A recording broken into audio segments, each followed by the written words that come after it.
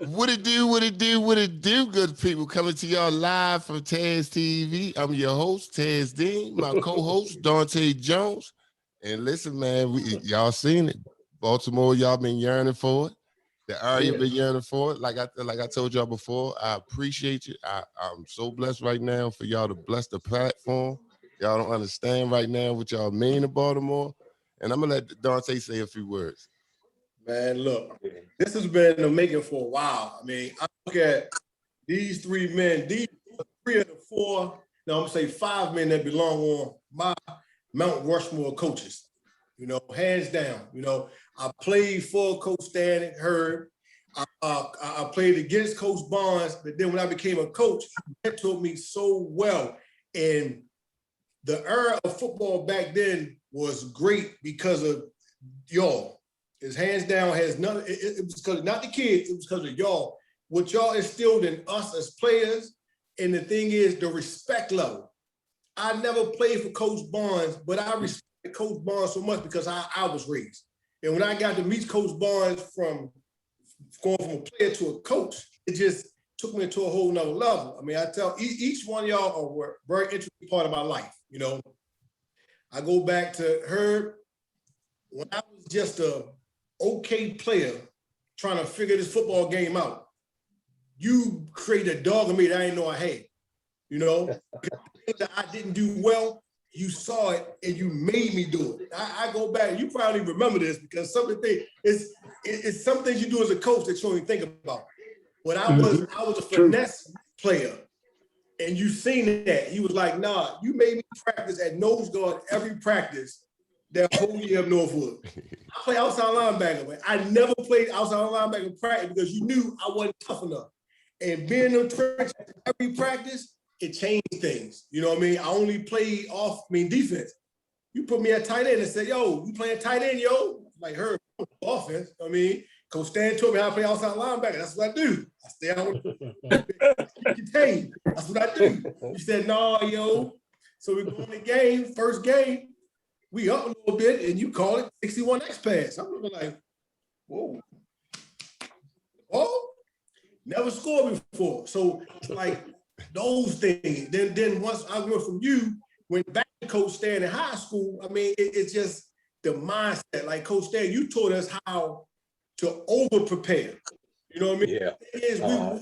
We were short in numbers, but we over-prepared. We were so much in shape, even though we was calling you everything under the sun, all that. But the crazy part is, when we got in the game, it was nothing. Like the game was easy because practice was war. It was always live. It was all. I mean, we pulling ties, we jumping boxes, we doing all this stuff back in '93 before anybody even knew about it. We jumped cliques, but it made us warriors. It made us. You made us little soldiers. And we like little soldiers, and we knew that we're not losing. That my senior year, we're not losing. I don't care. I remember we got to the semifinals, and you said something that confused all of us. And you said, Cambridge, this is a state championship game. Like, tripping. We got another game after this. But what you said made sense. Us beating Cambridge was a state championship game. State championship game. So like I said, I wanted the goal with this was you three great men receive your flowers now. Yes. Later on in life, I love all three of y'all to life. You know what I mean? People don't realize as a head coach, I was cheating. One head coach peeped my sideline. 2, I call all three of y'all often for insight. While other people try to figure this coaching thing out, like, oh, they think they God gift of football. No, I knew I wasn't. I knew I could make these phone calls. When I needed how to handle certain people in Baltimore City Athletics, I called Coach I need help with this. I don't understand what's going on, and you schooled me.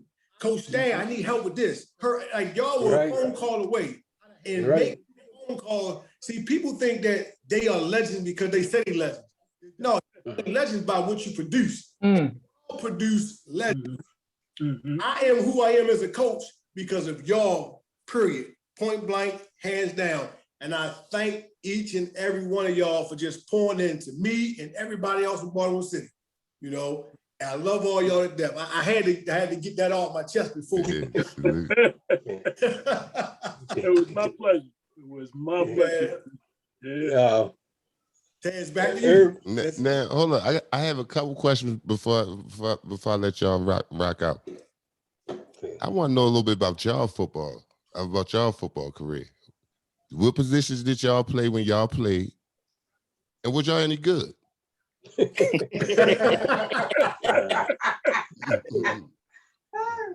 Straight to the juggler. Okay. I played semi-pro football. And not only that, we brought some extra kids from down Dunbar, and my wife brought them in. No, he asked me. I'm talking, brother. Come on, my wife educate those guys, and the diploma from Dunbar, and the degree, and then they got a full-time job. What have you. I thought that was a big help to those kids, or whatever. And they're doing good. And also, Coach, I don't know if he gone anywhere or not. His son left Poly and came over to me. Yeah. Left over Poly. Chris. Yeah. And we went to Connecticut. No, what school we went to? Boston College. Boston College, yeah. Boston College and everything. He did, he did well. What have you? And now my grandson, he made an all-star team, 3 all-star teams, playing baseball. Pitched no-hitters. He pitched 3 no-hitters. No pep. And you don't see no black kids doing that. No, indeed. Not no baseball. Not no more. And he can play football too, one hand. He gonna be something. But I think with me, we was blessed. And like Dante was saying, we did so many different activities. We had the the tires, and then we had the bodies that we jumping over, doing exercise over. Guys, please don't step on me. Please don't step on me. And we had a couple kids almost 400 pounds. They was playing, please don't step on me. Whatever. But that was it. And we feared nobody. That's true. And we played respect all, fear none. That sounds familiar. Yes, respect all, fear none. Yeah, Chris. That's right. Jesus. Talk about great minds think alike. You're absolutely right. Now let me ask you something, Coach Stan. The rivalry between Lake Clifton and Dunbar. Yeah. Let's talk about it a little bit. Okay. Well, one of the things, we had a big game at Dunbar playing Lake. All the gangsters came down there. Down Dunbar, all the gangsters. We had to bring in all the policemen we can bring in and everything. They're saying, don't worry, y'all be all right. Y'all be all right. I said, you don't know all these damn gangsters down here. I can't help them. I hate to say it. I know half of them just by looking at them. But it was a good game. We lost that game. That was the only game we gave up a touchdown to. First time we gave a touchdown to that game. Yep, but it was nice and everything. My guys was glad to get out of there. Yeah. And we played Emerson, and they were doing it wasn't bad, but they were doing things that they shouldn't be doing. So my team say, Coach, can we what's that drill I had, Loretta? Football, that drill I had. What, the duck roll? Is it a duck roll? No, we blistered, Storm and Blisson, and they could never figure it out and everything. And most teams couldn't figure it out. We played a team either it was down in South, what South? I can't think of it. Huh? A Comico team or Largo? Comico down there. It was all the way down there. It was all the way down. Here's the good point though. Me and my assistant coaches went up to what's that team up north? Fort Hill. We played Fort Hill. Hill. Yeah, and before we played them, I went out there and scout the team. And so they had me on the radio talk and say, well, only thing come out of Dunbar is cheerleaders. I said, okay. Cheerleaders. So I went back, got practice. I said, one of the things they said about you guys ain't nothing but cheerleaders. Don't have no football players. You might have some basketball players. And the first half, we wasn't playing too good. So I zapped out, took a big trash can, threw it down the hall and everything. They said, what in the hell is going on? And then their coach was looking at us and then going around and saying, we can't let this black team beat us. We can't let them beat us. And we played for the state championship. That's it. And wore them out. I remember that.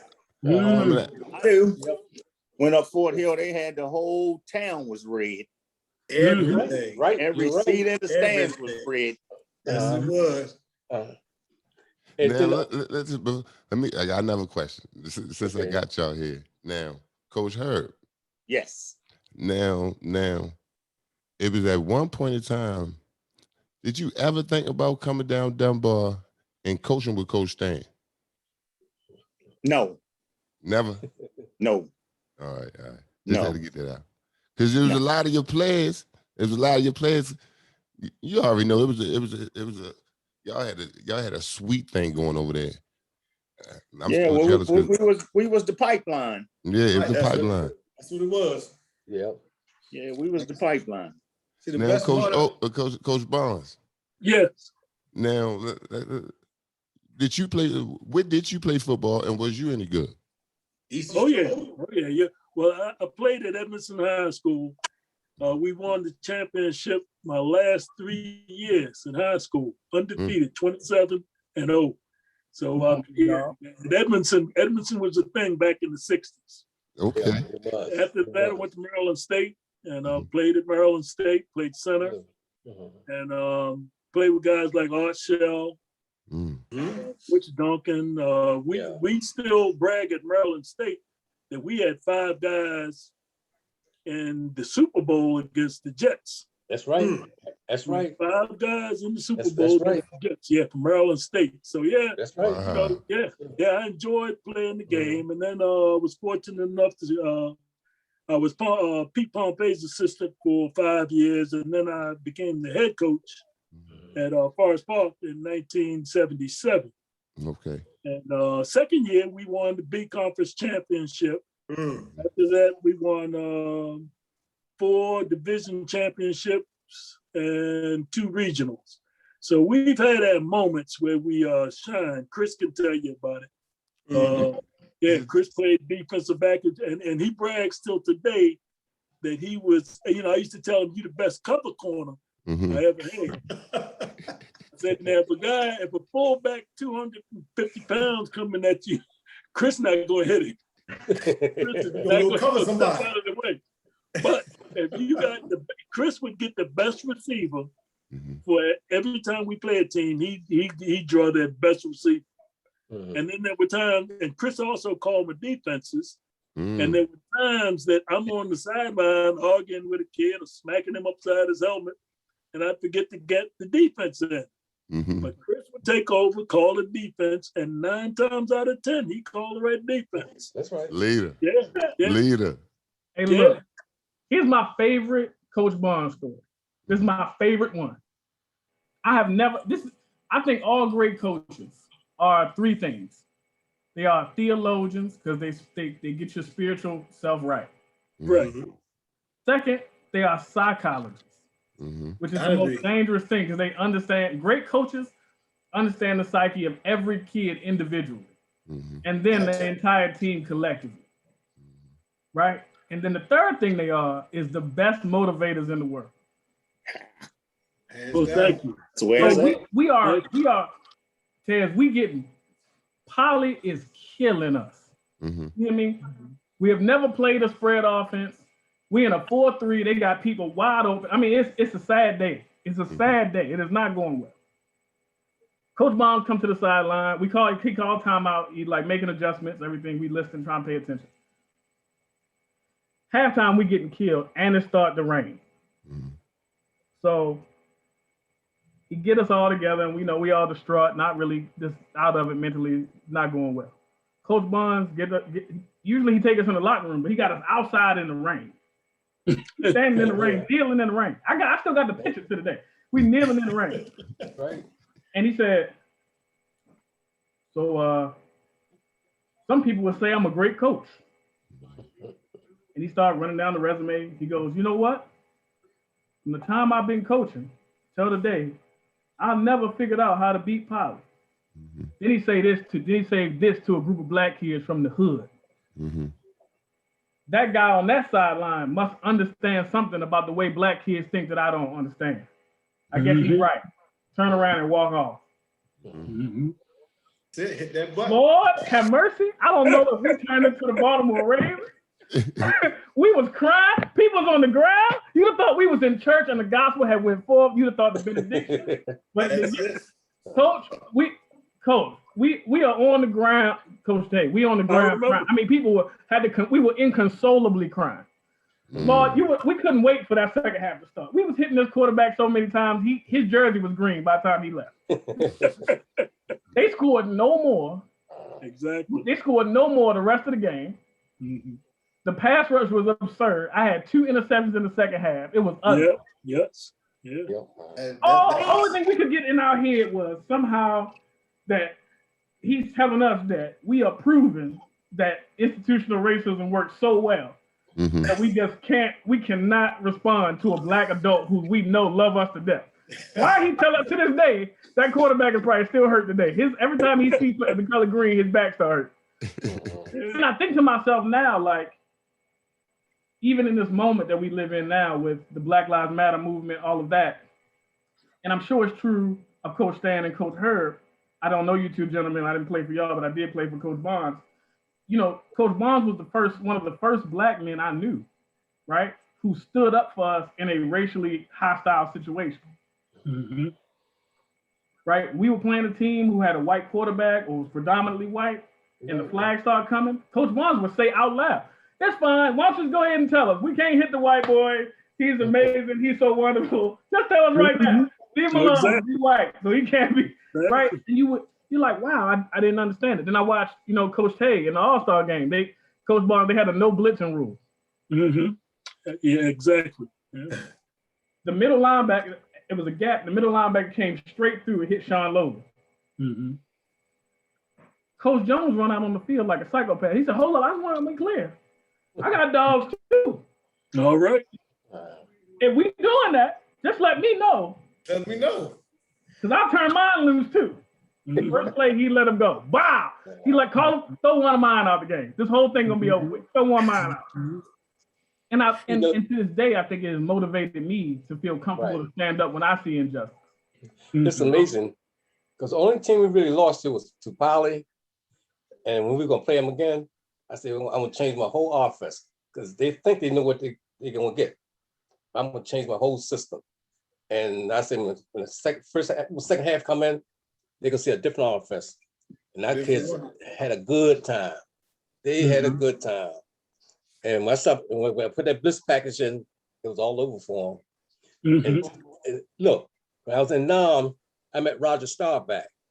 He used to play for the Navy Academy. And me and my crew, we just come out of the bush. And so this guy said, "Let's go down there and catch the ball with some of them guys." I said, "Okay." Then they asked me, say, "Dang, look at the white boys. Who's throwing that ball?" I said, "That's Roger Staubach." And these kids was coming, kids, young men. They was coming out of Florida and Texas and stuff like that. That's the first time I've ever seen a quarterback can throw the ball like he did, whatever. So I asked Roger, I say, "What do y'all do to stay in shape? Because y'all are not big." And he said, condition. And I say, well, I remember that everything. And over the years, I looked at the condition drill, just ran it back, ran it back over. But my guys was hungry. They they would knock the shoes off a guy, what have you. And in my practice, the kids, my ball players will run the practice. If you're a chump, you're gonna run you out of there. Mm-hmm. Oh yeah. Run Reggie up by Stay in there. tune with what Chris said. Yeah. Stay in tune with what Chris said. Mhm. Back in the early 70s, there was a saying, say it loud, I'm black and I'm proud. Right, you're right. And at that halftime game, the officials who were not people of color, you know, they were making calls against against us that they shouldn't have. And I also said at that halftime speech, I told my kids, I said, say it loud now. That's the thing I said to them before they turned that game around and we went back out. You would have thought that this was the Million Man March. It was not Obie or somebody else. But what I would say is that I think that, you know, having, you know, me and Coach Tay talk almost every week. I would say that the blessing of having such men in your life is I never felt inferior ever again in life. And that's good. Never a moment when I felt like there was anything too big or any set of obstacles too big, because I had seen things that you made miracles all the time. Like now that I'm in education and I'm going to private schools and I see what they had, even when we went to the All-Star game, we went to the All-Star game, we went to the locker room, and there's all these tables and all of the resources, all of the equipment that they had, right? And you go, Coach Barnes was giving out a game plan, coaching, taping ankles, taping wrists, doing it all, talking to teachers, every last one of them, dealing with parents, dealing with whatever private issue you had, dealing with whatever was going on in the street. Like, he was navigating all of these things at one time. And so when you see those kinds of things, it's like there's never an obstacle too big. There's never a moment too big. There's never an image too hard. There's never anything that's too big for your mind if you are strong enough to say, this is what we're doing, here's the stated goal, and that's it. Now, Coach Herb. Yes, sir. Let me get to you, because you done touched a whole lot of babies. There was babies at one time when you touched them, and you installed a lot of these boys that became men. Now I want to talk about football. Now this is one thing I used to love, coming to watch a Norfolk game, right? And I told you this when I seen you, right? And me and my friends still talk about you today. Terrell Dunn said hello. You want me to say hello, Coach? My man. You know. Now, when you call a play, and then go and you don't even see the play, you'll call it, or if they stop it or it was a penalty or something, you be like, run it again, and turn around, and there's a touchdown or something like that. Because it was the challenge for the kids. If they knew I knew what was going on, then that gate foot dug in the ground deeper. He was famous for that. They was unstoppable. He was famous for that. And back then the game wasn't no secret. Either you're gonna hit him in the mouth or you're gonna get hit in the mouth. We didn't play this finesse game. I still don't play the finesse game. I think the game is a gladiator sport, and we need gladiators. I still coach the same way I coached when I first started. I'm not feeding it until the kids are different. I don't believe the kids are different. I believe us adults are different. I totally agree. I believe we have to take our game back and not play on winning, because everybody think they need the best players to win. I don't need the best players to win, because I can teach you how to play. The fundamentals is what win the game. Ain't no more fundamentals. Ain't no fundamentals. Yes, I believe football is a team sport, but it's a man-to-man game. It's 11 on 11. You can't beat your man, then you can't play. You can't play if you can't beat your man. We're not gonna double team to help you. If we got a double team to help you, then you can't play for me. And I go back to her one thing. How what is it that you see in kids, and what is your mindset? Because I've watched you pull things. I'm one, but I watch you pull things out of kids that they never had, that they didn't know they had in them. And I watch you do it over and over and over again. You know, where did that come from? That comes from me being whatever age I'm coaching. If I'm coaching 14-year-olds, then I got to be 14. I can't be 25. I got to be 14, because the 14-year-old mind is confused as hell. They don't know what the heck they want to be. They don't know what they want to do. They're followers.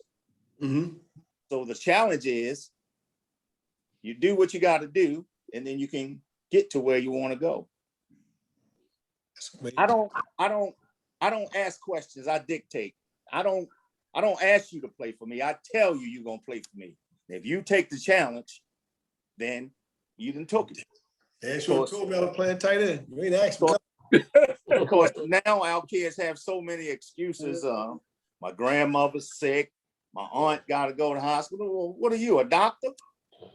So if they take the challenge and don't go see the sick aunt and come to practice, then I done won. But if they really want to go see the aunt, then I allow them to do that.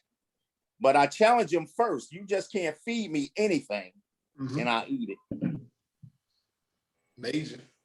And going back to your first question, the white folks is what fed me to be a coach. When I first started coaching, all the kids was going to the white man because they had bike helmets. Hold on, tell us when you started. What year did you start? I started coaching the youth in '87. Okay. Yeah, I was born. I coached under Bob Wade and Pete Pompey at Dunbar. Okay. And then when I first started doing Little League, all the kids that could play were getting picked up by the white man. Okay. Going to all the county schools to get a bike helmet. So I had a chip on my shoulder. See, our kids, we played in the city. We just had the quack mask. I used to get old masks from the high schools and put them on the helmets to try to keep the kids from going there. I didn't have a drill to put the face mask on. So I took a pair of pliers and a nail and heated it up on my stove and put it through that plastic helmet so I could put that mask on. I had to make a way out of no way. Figure it out. And you did. I did it. And then I got up to Northwood and I started playing in the county. And it wasn't about wins and points for me when I first started. I just wanted to punish the white boy. They only let me stay in that league for 1 year before they put us out. We were too physical. We was too physical. I had that chip on my shoulder for a long time. So that's where that comes from. And also, people on the outside looking at me coach get the wrong impression about me that I'm so mean and all I do is yell. You make the game fun. My kids have more fun than anybody's kid on any team. And just for the record, losing ain't fun. Huh? Right. Losing ain't fun. And we didn't lose. That's my point. Ain't no fun taking that L and walking out the field and hold it. Yes. And that's what I fed to them is the way you spell fun is WIN. Ain't no fun. That's it. Hey, I'm now your players love you. I coached on love. Yeah. That's what I coached on. Yeah. I want to go with two stories about her real quick. Two stories. And one kind of really shaped part of me as a coach on defend your players at all costs. We had practice one time. We were sitting in the bleachers because Herb always talked to us right before we go. Dude was probably, he was 12, 14. So this dude probably like 17 years old. Came out and said, asked for one of the players, where's so-and-so? I ain't gonna say the kid's name, where's so-and-so? And he went to him. Herb asked no questions. He turned around and cracked him off the break because he was coming up with his babies. It wasn't no question. It wasn't no thought. I don't even think he had time to even think about it, but it was reaction. Protect mine at all costs. That was a sign of me that as a coach, and when these are your babies, at all costs, like that's why I don't stop. It don't stop when the season over. It don't stop when they finish that league. It don't stop when they grad. It's forever. And that was major. The second story was we were about to play Woodlawn. And once again, I played tight end. I started tight end. That's cool. Third string quarterback. The third string. Because, you know, we blew everybody out. So I always played every game. But by the time I get in the game, so rest in peace, Pat Antoine, my guy. Antoine was hurt. Gary Smith was overweight. Her was like, it's you, baby.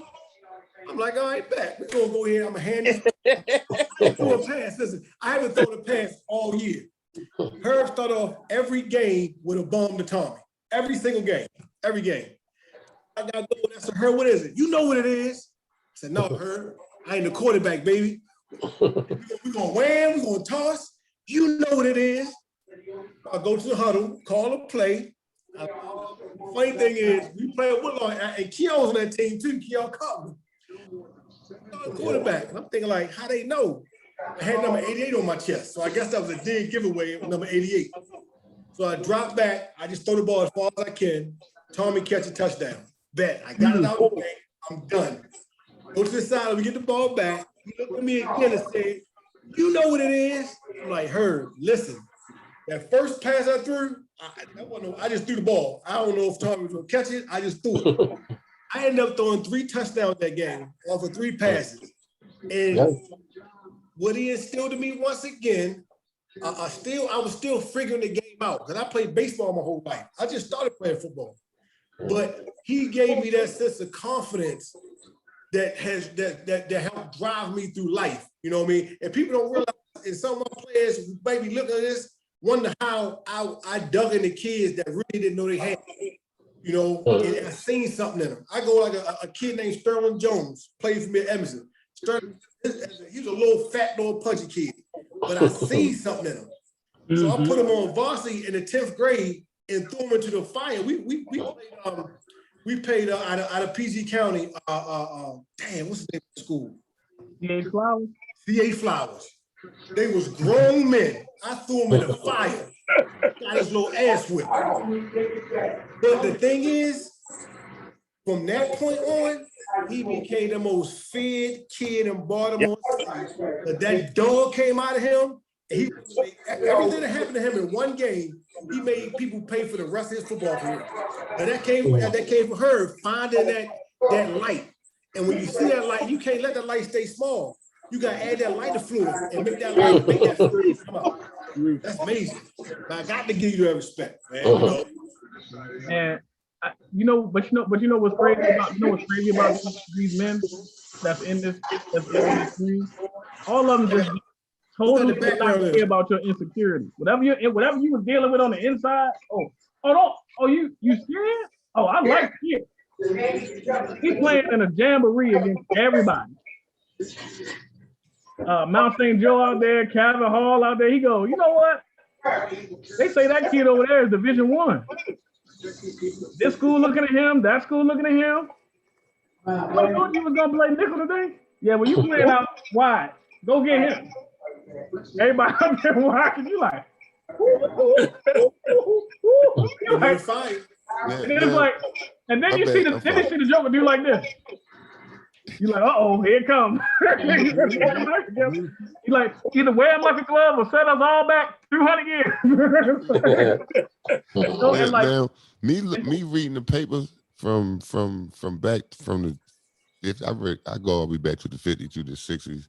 It was a different tone, even in the newspaper. Yeah. Right now, like in some articles, they may talk about Dunbar players that's supposed to go to college. See, they're not ready to go to college. That's how they talk about Dunbar. who city players. Right. But then when they talk about the private schools is a different conversation. I would like y'all. Can y'all talk about when the MSA, when it was live and kicking, when y'all was playing each other, and some of the good and the bad. It's whatever y'all feel like talking.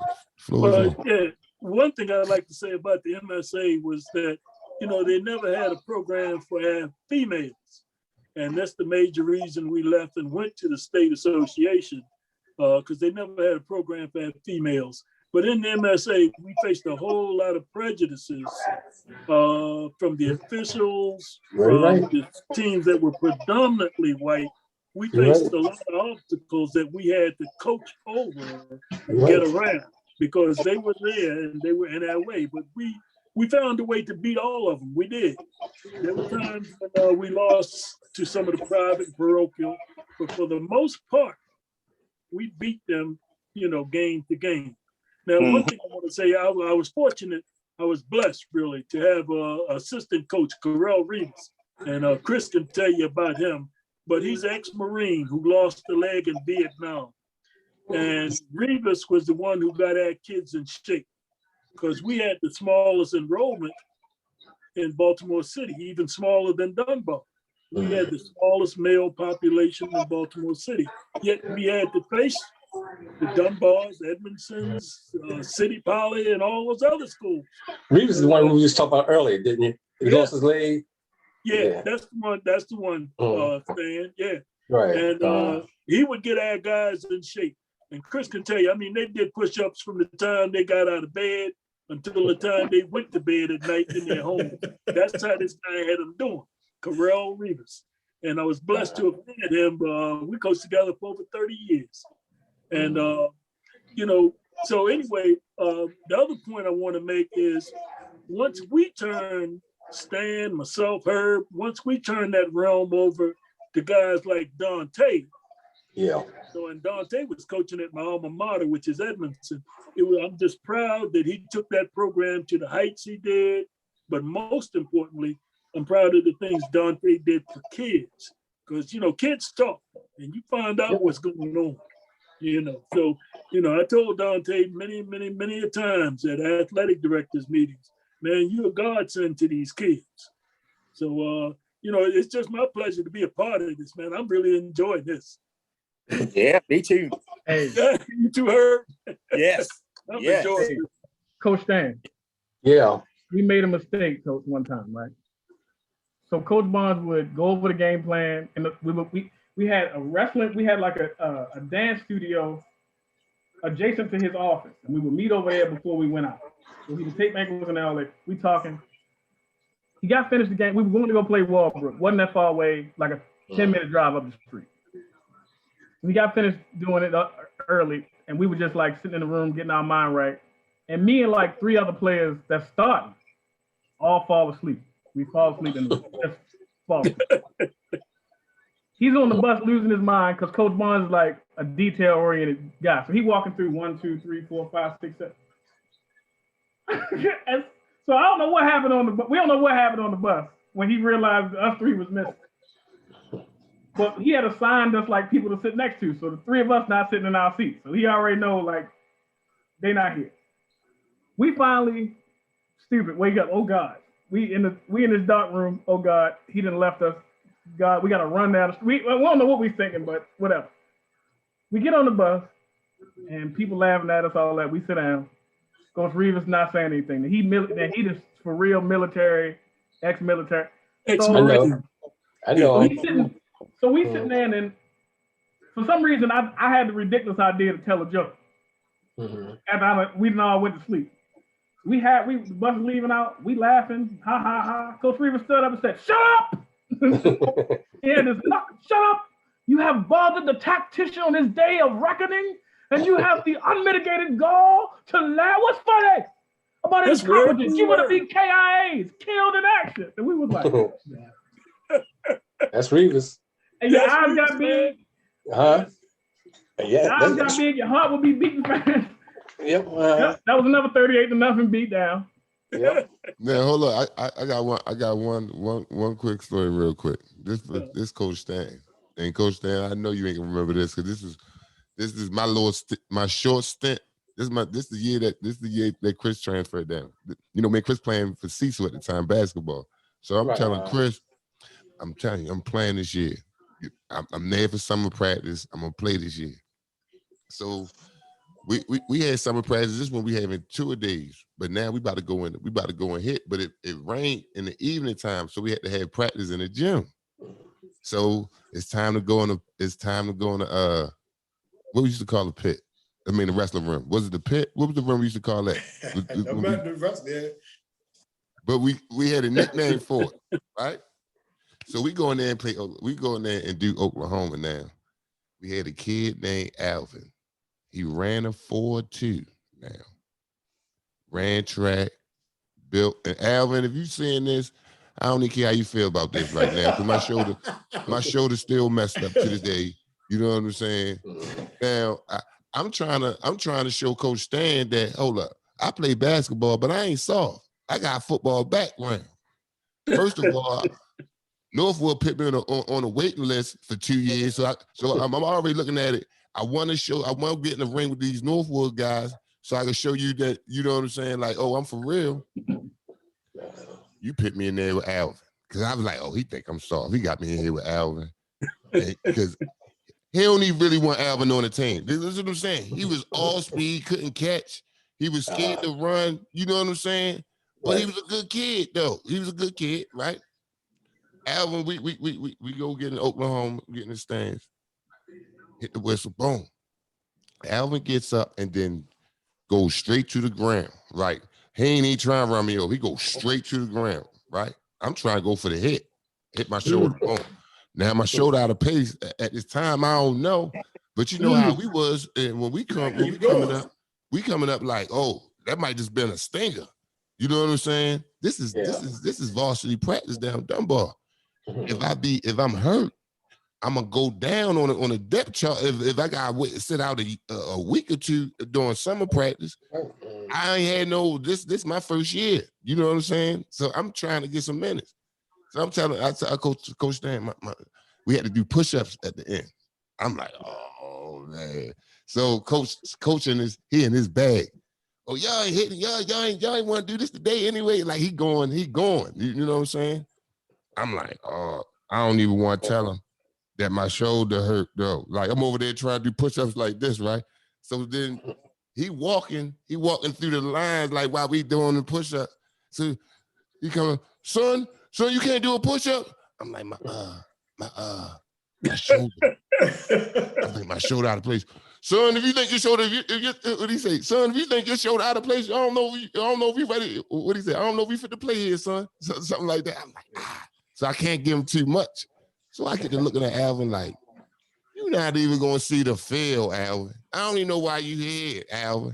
So I couldn't play varsity. I would have to go back down to JV with Coach Badham.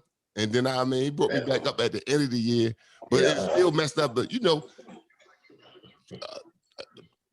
junior year varsity. Junior year JV. Dang, I'm 6'5" out there. I'm not talking about we beating teams by 40 points. I ain't feeling good about that. I'm saying them up there. I'm hoping that we even can scrimmage them on Wednesdays. You know, sitting there listening to you. Man, when Reggie Boyce came from what's it, Calvin Hall? Loyola. He came from Loyola. That's right. He came from Loyola, and he damn near passed out. Dante went over and say, "Hey man, this is the real league here," and he needed oxygen and everything. Welcome to the big league. He passed out. Dante read all kinds of reports to him. This is the big stuff here, boys. If you can't play, you can't make it. We don't feel sorry for you. Nothing. And man, he broke him in. My fault. All three of y'all though had backs, right? All three of y'all had backs. I'm talking about fullbacks and tailbacks. They started out with you and Coach Barnes. You had who was those two running backs that you had over there with Art Bazemore? I want to say it was 19. Obie, little Obie. It was 19. It was your son. And who Yeah. else? Antoine Burrell. Antoine Burrell. Okay. Yeah, Burrell was the fullback and Obie was the tailback. And was it the year that y'all played the team from over DC, a private school from over there, over there in DC, y'all won? Yes. Yeah. That was that year. And that year, well, both of those guys went on to play college football. Obie went to Hampton University and Burrell went to Frostburg. But yeah, both of those backs that year finished over 1,000 yards. And Obie was recruited pretty heavily in Division I, but he didn't get the SAT score until May or June.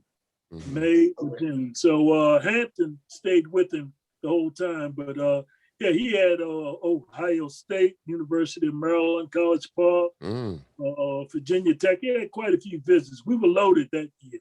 Yeah, that was the 1991.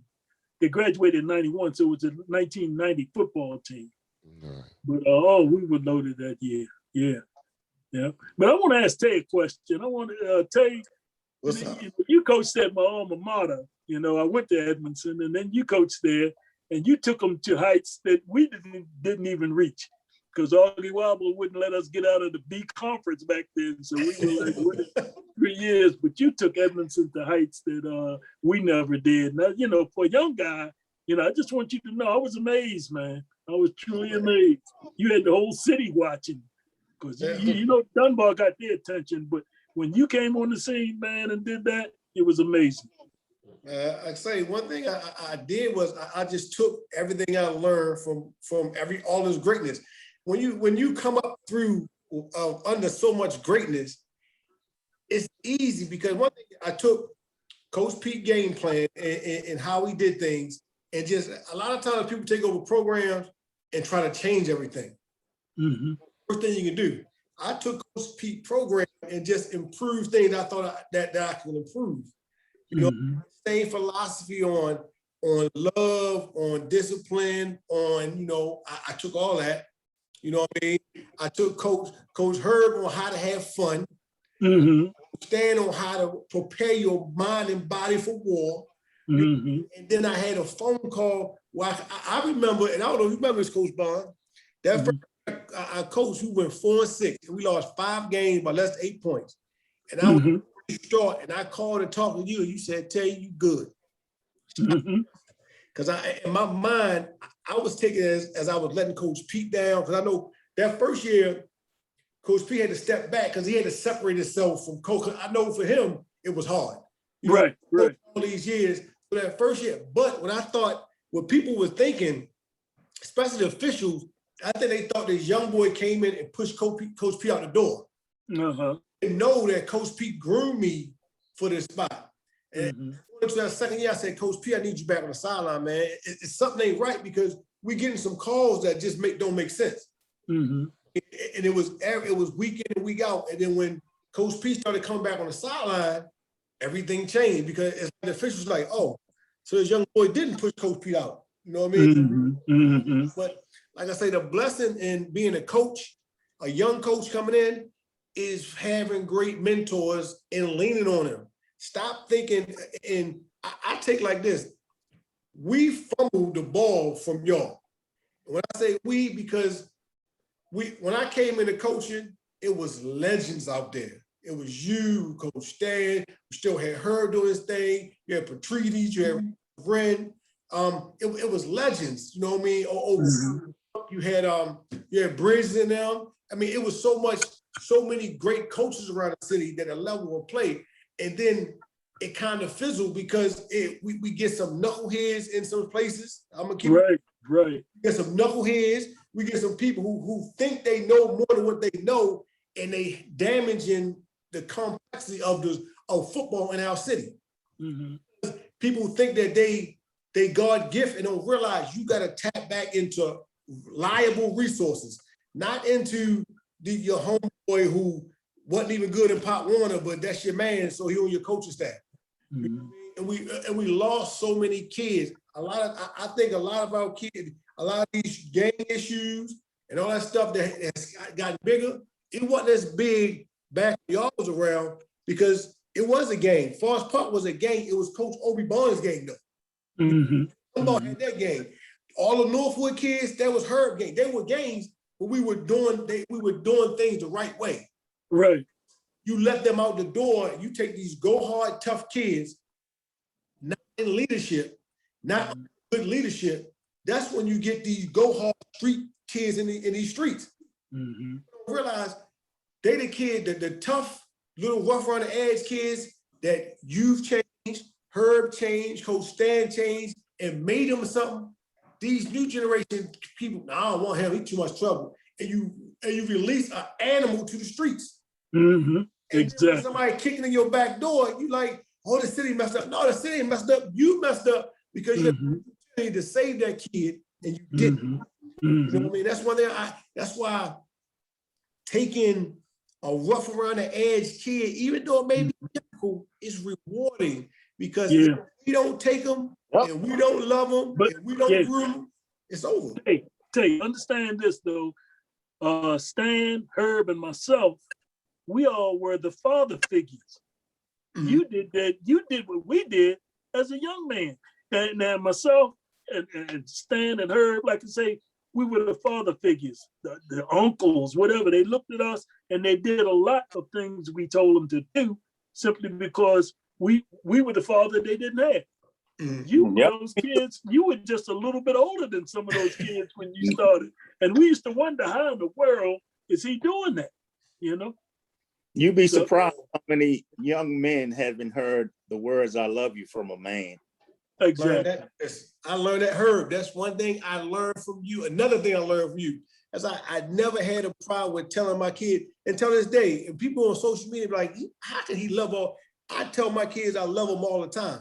And then, some of the first kids I coached, 38, Tavon just had a birthday. He said 38. I said, like, hold up. How you 38? I think I'm about 38. But to Coach Herb's point, I think that there is one of my favorite musical lyrics that I've been listening to recently. It says, "I had a fear of being vulnerable, so it translates into aggression."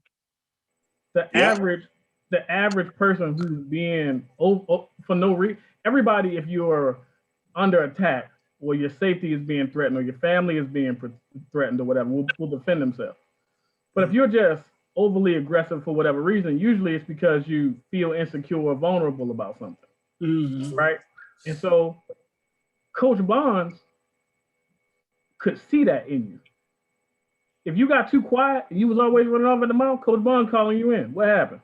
Why you, Chris, you usually running off at the damn mouth and so much that I can't, I got That's right. Yeah. That's right. Yeah. You're sitting in the corner, you're not talking to nobody, you're not saying nothing. What's wrong? Don't lie. And he'd be like, don't lie. I know this, that, third. And then he'll find out what girl you like. Who you talking to? He gonna go, all your business. What's going on? Oh, don't lie. This is what happened. This happened. Is that true? And you go, yeah, cool. Nah, I did. Yeah, just like in the and then when you realize that somebody is invested in you, not just as an athlete, but also like as a young man, right? And is vulnerable. Like, when I was your age, I went through this. When I was in the position, I felt that way. Right after I got finished with Coach Bonds, my mother died. My father had died when I was really young. My mother died by the time I was 18, right? So when I saw Coach Bonds, he was one of the only men in my life. Had a hug for me, didn't play about my grades, expected excellence, would never let fear have the last word. Because I was always like, Coach Tay saw this in the All-Star game. I'm gonna tell that ridiculous story in a second. But just when you have that kind of love and affection and attention, it changes a kid forever. And that's why many of us are good fathers and good mentors and all of that now, because we had that love. Absent that, who you really are you're just a byproduct of your environment. But you got to be able to read the signs. Like, if it's winter time and they come to practice with no coat on, then they don't have no coat. So it's my job. Right. It's my job to get them a coat. That's right. They're not gonna say I need a coat. They ain't gonna say I'm hungry. They ain't gonna say that stuff. You got to be able to read between the lines. Yeah. Well, Coach Bond, what was that play you had? And we lost on it too. And I saw it coming.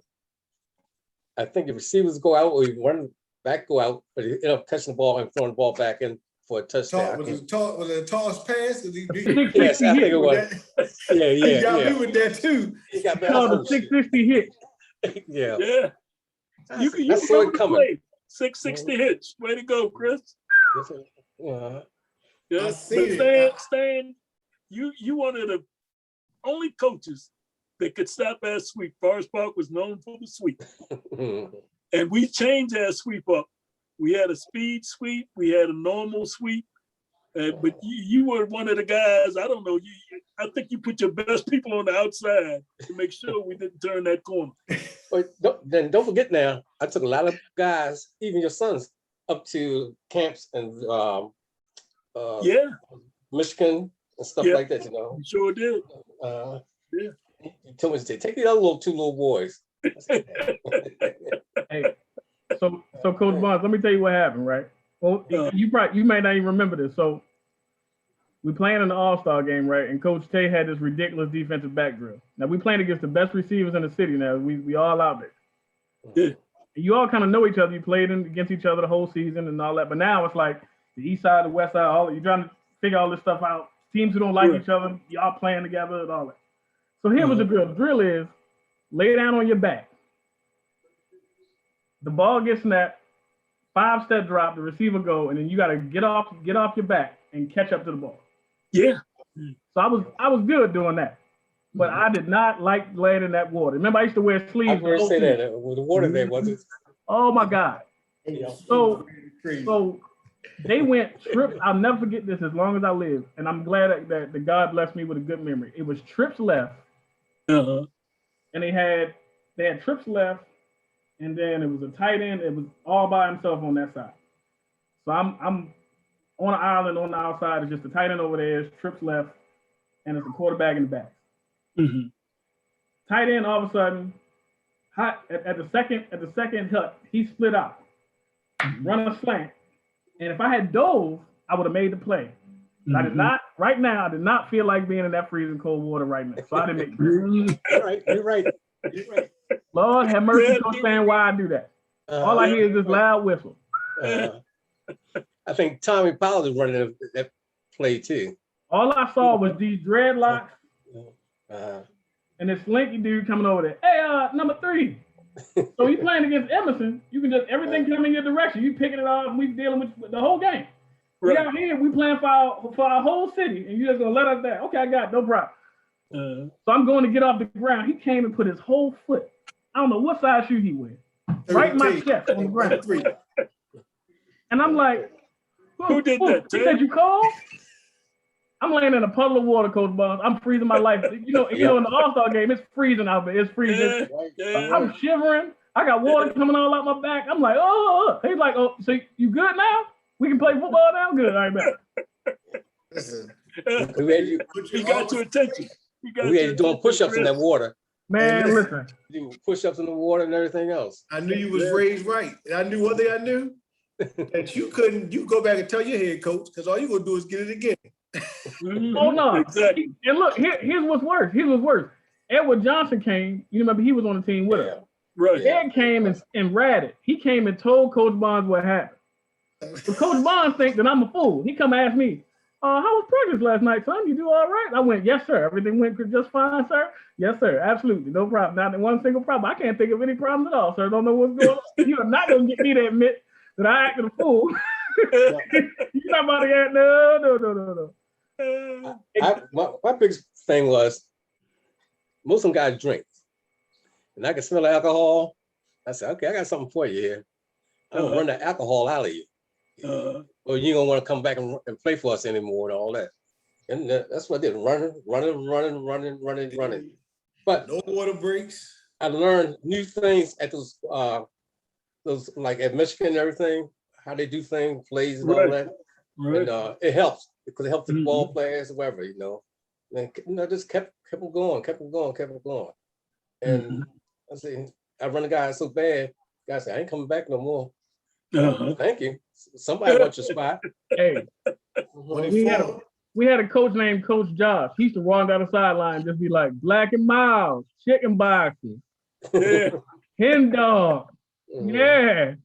And I was like, hey, but Coach Vaughn, I have something special for you that was given to me by one of my classmates. Uh-huh. And I put it in the chat for you. And I don't know if you've seen this photo in forever. All you gentlemen can see. If y'all look in the chat section right at the bottom of your screen, I see you for something. Okay. see where it says chat? Can you see that, Coach Stan, right at the bottom? It says the word chat. I'm trying to think. Right at the Yeah. bottom of the screen, you'll see where it says participants and chat. I don't see it. You see it, Coach? You see it, Coach Tate? Coach Buck, I said he on the iPad, so it's probably not gonna show up the same. But I did that. Well, just send it to me. When Ted's come back, I'm see if I can get him to put up on the screen. But Okay.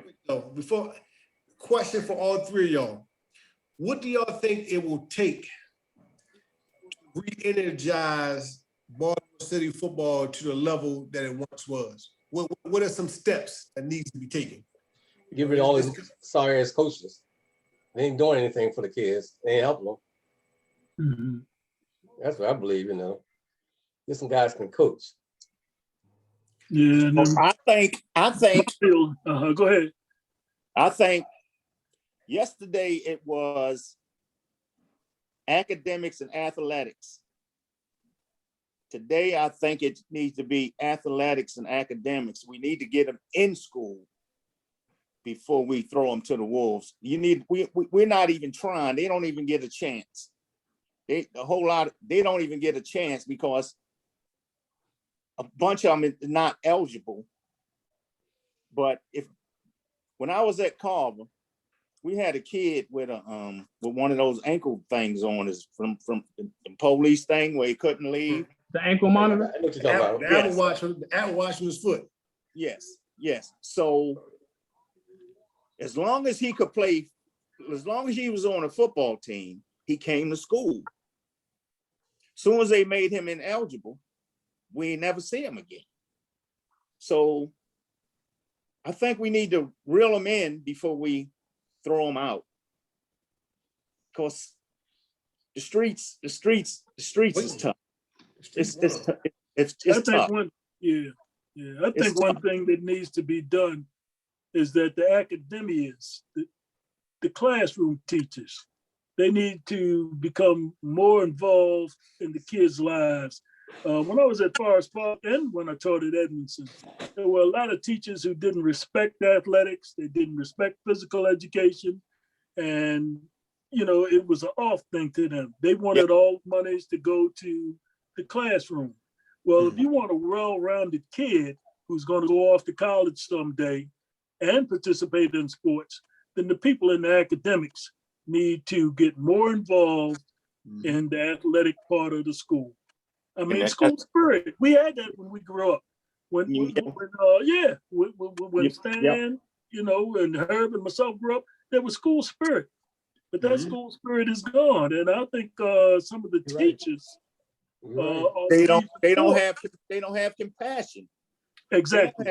They don't have compassion, and that's what I'm saying. If they're participating in something, then you still got your hands on them. Mm-hmm. Once you throw them out, I'll be right back to run the bathroom. We don't get them no more. Yeah, that's true. No more. Huh? That's true. That's very true. We don't get them no more. Yeah. So for the love of something, you would do whatever it takes for the love of something. If they love to play sports, then you put them on a contract. Mm-hmm. You put them on a contract instead of making them ineligible. Yeah. Teams coming out there with 17 players. What the hell is this? Very true. And that's why I'm saying that the whole school's got to get involved. The resources are better now than they were.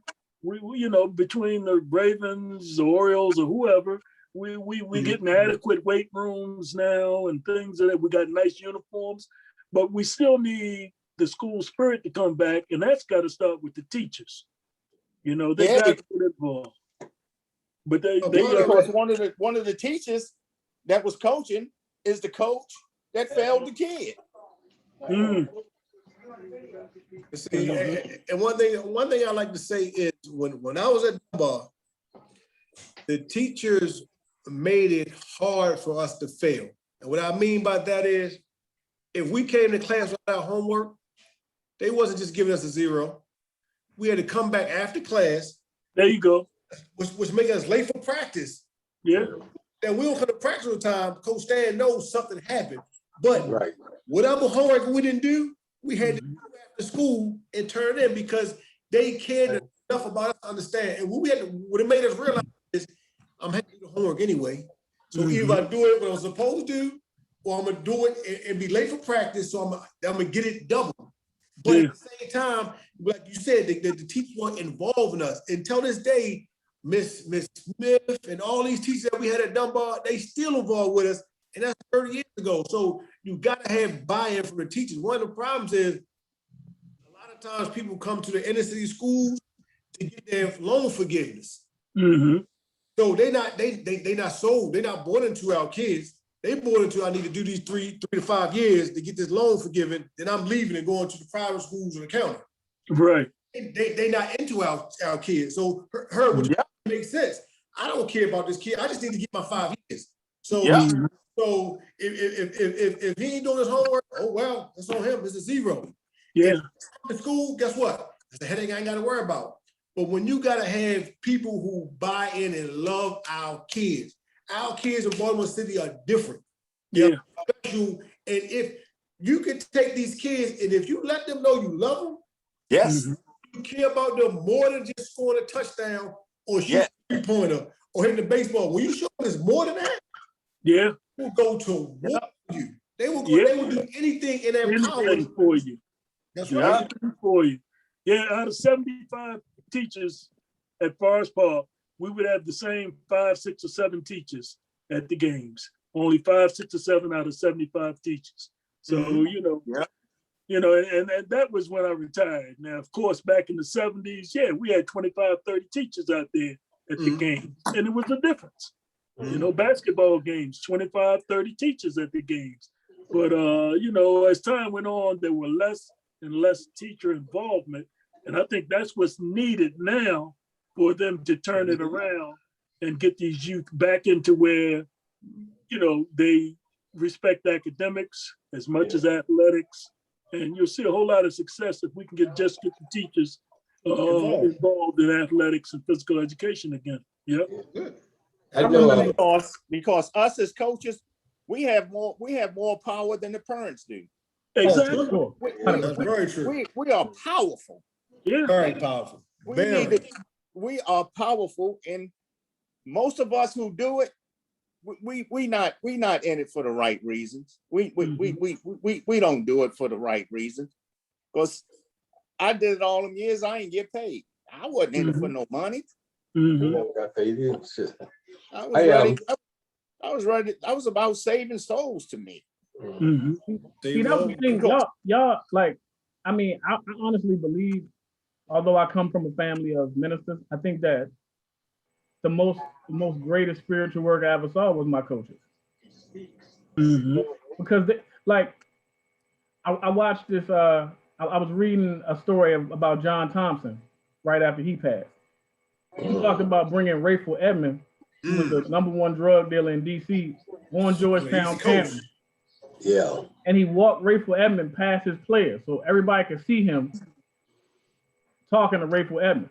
And apparently Alonzo Mourning, it's in the book, so I don't have a problem talking about it. Alonzo Mourning was hanging around him, and a couple other players were hanging around him. He said, Coach Thompson, I promise you I won't let them get in no trouble.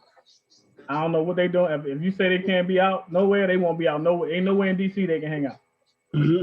And like Coach Barnes knew every gangster in the hood. Coach Barnes knew every thugged out, crazy. If they was gangsters, they all knew Coach Barnes. Coach Barnes could drive, he had a green. I will never forget this van as long as I live. It was the scariest vehicle I've ever seen. Every time I see the green van to this day, I get traumatized. I can't take it. Coach Barnes drive that green van. You could be doing something. You'd be like, oh Lord, that's Coach Barnes. Coach Barnes stop. Hey. And then every drug dealer would come, hey, what's up, Coach? Hey, what's going on? He'd be like, I see you, right? You better be there. You better be home. And that's it. And then he had this thing, Coach Stan, that was the most belligerent thing in the world. If you acted up in school, the teacher would come out on the field and go, "Hey, Obie, can I talk to you?" Next thing you know, you see the teacher, you go, "Oh, Lord." He blow the whistle and he'll wait till everybody's good and tired, and then he tell everybody practice over, and he go, "Hold on, guys, wait a minute. Everybody I want you to meet can't get right." You standing there looking stupid. My biggest problem. Can't get right. Hold on one second. So he can't get right decided in school today that he was going to be the donkey of the day. So because he's a jackass, all of y'all get on the line but can't get right. He'll make them run 5. So by the time you get in the locker room, the teammates dealing with you now. You're like, "Oh, I ain't no more." That's it. Go ahead, I was Coach in Dan. Morgan, and I was at Dunbar football practice at 4 o'clock in the morning. Oh, no, it was 4 o'clock in the morning. But it was earlier. It was super early. By the time we finished practice, it'd be pitched dark. It'd be pitched dark. Then we had, but the teachers were letting me know who's failing. And I mean, they come and call me, come to practice field and call me. "Coach, you guys look out for so-and-so, look out for so-and-so." I say, okay. But on part of that deal was same people telling me this and that. I have one of the administrators, he was gambling, and getting a new car. He come and he at the end he said, "Coach, I want to thank you. I got a new car. Brand new green Cadillac." Yeah. I can't think his name. I know exactly what his name is. We came back to school on Monday. He was shaking them keys and we won the state championship. Said, "Thank you." Like Money green. Money yes. green. And then there was a couple other teachers would come to me too and let me know who's doing this, that, you know. I say, "Hey, you messed up there. It's all over for you. I know somebody got your space for you. You can kiss it goodbye." Man, Coach Barnes knew everything. He knew the principal. He knew he knew. It would be like, how many eyes does this one man have? He's sitting in his office. He's sitting in his gym all day. He see everything. It's like, where was you at for a period? He's like, "Coach, I just got finished messing up. How do you know just now?" I didn't even know immediately. That's part of it. I learned. Yeah, it is. One thing I did that helped with because one thing I knew that teacher involvement is big. So we would have study hall right after school. And the kids would have to have passes to go back to their teachers what they need help on. And what that did was, say for instance, Miss Teacher X in math. If this kid is coming back to you 3 days a week after school, working with you one-on-one, and he's still failing your class, is that his failure or is that your failure? Exactly. And that's how I made these teachers start buying in, because it no longer became them Emerson football kids, it became my Emerson football kids. So once you get this interaction with these kids 3 days, multiple days a week, they draw you in. And once they start coming to the game, like you said, that changes everything. That makes them, like I know at Dunbar, I don't think many teachers went home at 3:45 because they was coming to our game. Because they wanted to be a part of something great. And when you put them in place to be a part of something great, they buy in. And once they buy in, everybody wins. Because when the teacher's on board, everybody wins. And big, you gotta have the administrators on board. Yeah, I was successful as a coach. I always had a principal that was awesome. Delphine Lee was amazing. An amazing leader. That's my girl. She was amazing. And she was a teacher of adults, meaning I was young. If I made a mistake, know what she would do? She would try to write me up she would say, "Come here, Dante. This is what you did wrong. Don't do it again." And it was done. Next week, I'm not hearing about it. Next month, I'm not hearing about it. She raised me. You know, when we was out Dunbar, Charlotte Wing Brown, another one, amazing. I'm gonna give you an example about Miss Lee that really I had a kid. My kicker gets in trouble in Spanish class the week of the state championship game. Good girl. So she was like, I think he didn't get suspended, but I think at some point he wasn't able to play. And I went to Miss Lee and I said, "Miss Lee, I'm not coming to you for him. I'm coming to you for them." What that is, I would hate to put, because we was one of the only schools in Baltimore City that we kick field goals, we kick extra points. I remember, yeah. So I said, Ms. Lee, I said, can we talk about this? No, she said, because understanding her realm of who she is, she said, Dante, let me talk to my husband first. I'm gonna get back to you. Because Mr. Lee was an athlete, so he understood different things and different intricate parts. Her not having that side, she didn't just make a decision off of, I got the power, so I'm gonna do this. She went and talked to him. She called me back and said, Don, this is what we're gonna do. One, he's gonna pass that Spanish class with an 80. Two, she broke down the different things, and that kid was successful because, yes, he messed up. But instead of smashing him, that boy was able to kick a field goal on the Ravens field, and till this day he talks about that. That's life-changing stuff right there. You know? We all was in high school once, and we all made mistakes, and we always know. Ask me, how can I deal with the type of kids I deal with? Because I deal very well with the asshole kid, because I was an asshole kid. I did a whole lot of stuff in school. It never got to Coach Stan because I had to get the gab. I would talk a teacher all the way down. You know what I mean? They ain't call it home. They ain't call it Coach Stan, Coach P. I talk them all the way down because I get caught. I'm so sorry. I apologize. I'm not, this generation of kids want to argue when they know they're wrong. You get caught cheating on the test, and then you want to argue with the teacher. You did wrong. How can you argue that point? That's one thing I learned, but that's why I can deal with a certain caliber of the can't get rights that I got to lay in the water, because I was that kid. I had great grades. Let me ask y'all something. All y'all coaches, how y'all deal with the parents? How do y'all deal with the parents?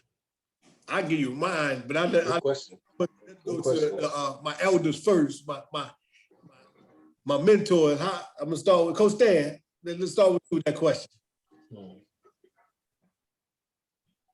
I know y'all have to have patience. How you deal with the parents, Coach? How you deal with the parents of your players? Well, honestly, I take the parents out of it. Mm-hmm. I take it out of it. I said, you can't participate and you're not cheering, not doing the right things and everything. Mm-hmm. And I'll take you out of it. And if your son starts folding doing the same thing, he's gone. Mm-hmm. But that kid would say, Mama, Daddy, I got to play. I want to play. And I'm gonna do the right thing. Mm-hmm. But I go back to Dunbar.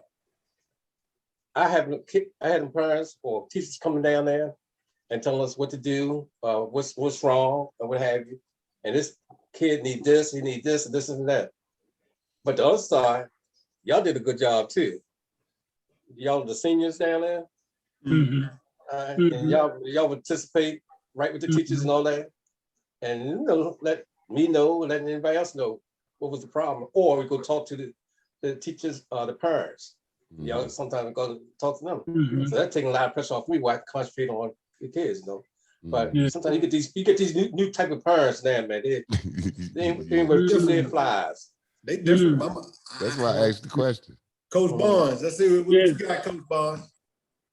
First thing is I listen to the parents, and I listen to them intently and hear everything they got to say about their son, daughter, or whatever. After I listen, then I try to give them a direction to go in. I try to get them to understand, first of all, taking athletics away from your child is not the answer. Because the streets is waiting on them. So when you tell them he can't, or he or she can't play, somebody in the street is waiting on them. So I listen first, and then after I listen, give them a direction. Then I tell them that this is what I'm going to do to improve, your son's or daughter's behavior. Mm-hmm. This is the punishment I'm going to inflict. This is what I'm going to demand that they do. And if they don't, my first move is not to put them off the team, but you're not going to play. Right. You'll be out there watching every week, and you're not going to play. Right. And if they get belligerent and disrespectful, they're gone. They're gone. But that's the last straw.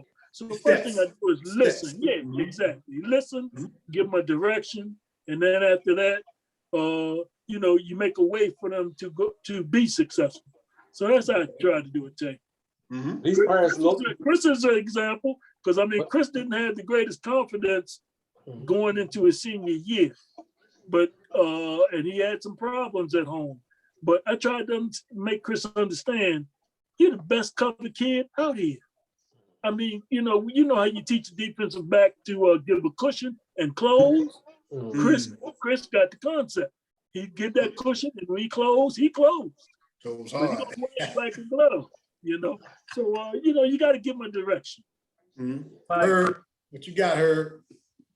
In Little League, I didn't deal with the parents. My team mom dealt with the parents.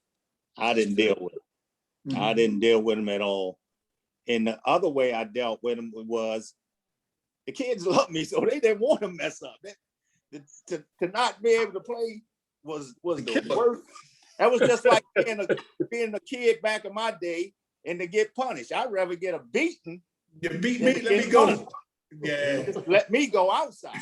And that's how the kids was with me. They ain't want to mistreat me. They ain't want to have to answer to me for no dumb stuff. But then in high school, when I was at Friendship, they just brought into me, and like I say, they loved me, and they ain't missed it. I ain't had no trouble. Ain't nobody fell off and none of that stuff. But the biggest piece that helped me a lot too, I had the parents going into the SAT, showing what's going on, how to do it, and all this, and they was learning more than the kids did, because they want to find out how this operates and all this. And it helps them. It helps them and everything. And take them to the extra mile. We're not only just playing, coaching football, but we're trying to teach them, help them. And you got to be able to teach and help us.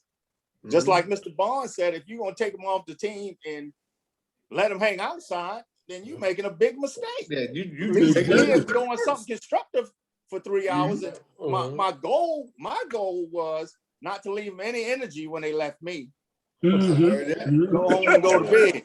That's it. They were sleeping in their uniform because they ain't had no gas. No shower, no nothing. No nothing. Look, I'll tell y'all this story. Me and my mother was having some issues at home. A bunch of things going on. I'm acting up. And I said something disrespectful to her. I can't really remember what it was.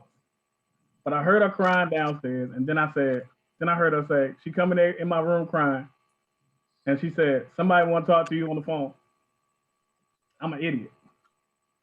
Snatched the phone from her. Hello? Son? I went, oh my God. It felt like my soul, everything in me, every piece of gangster I had just left all at one time. My knees started hurting, my back started hurting, I got a headache. He said, did I just hear you snatch the phone from your mother? I went, I sound like Bernie Mac.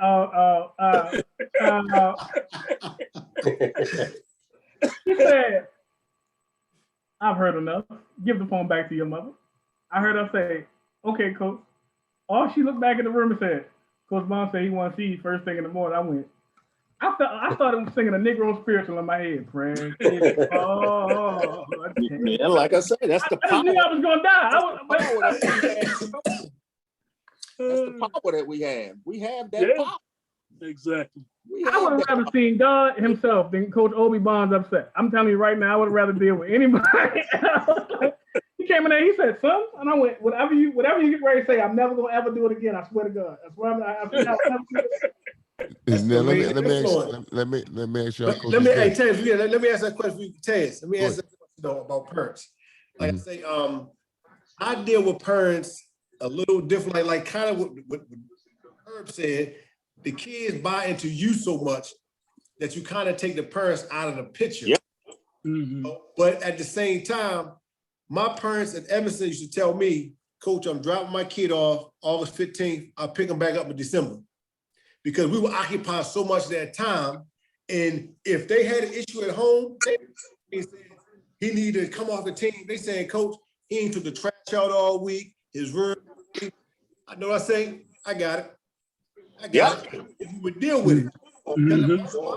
My parents knew that them being with us Yep. was much better than them being in them streets. All right.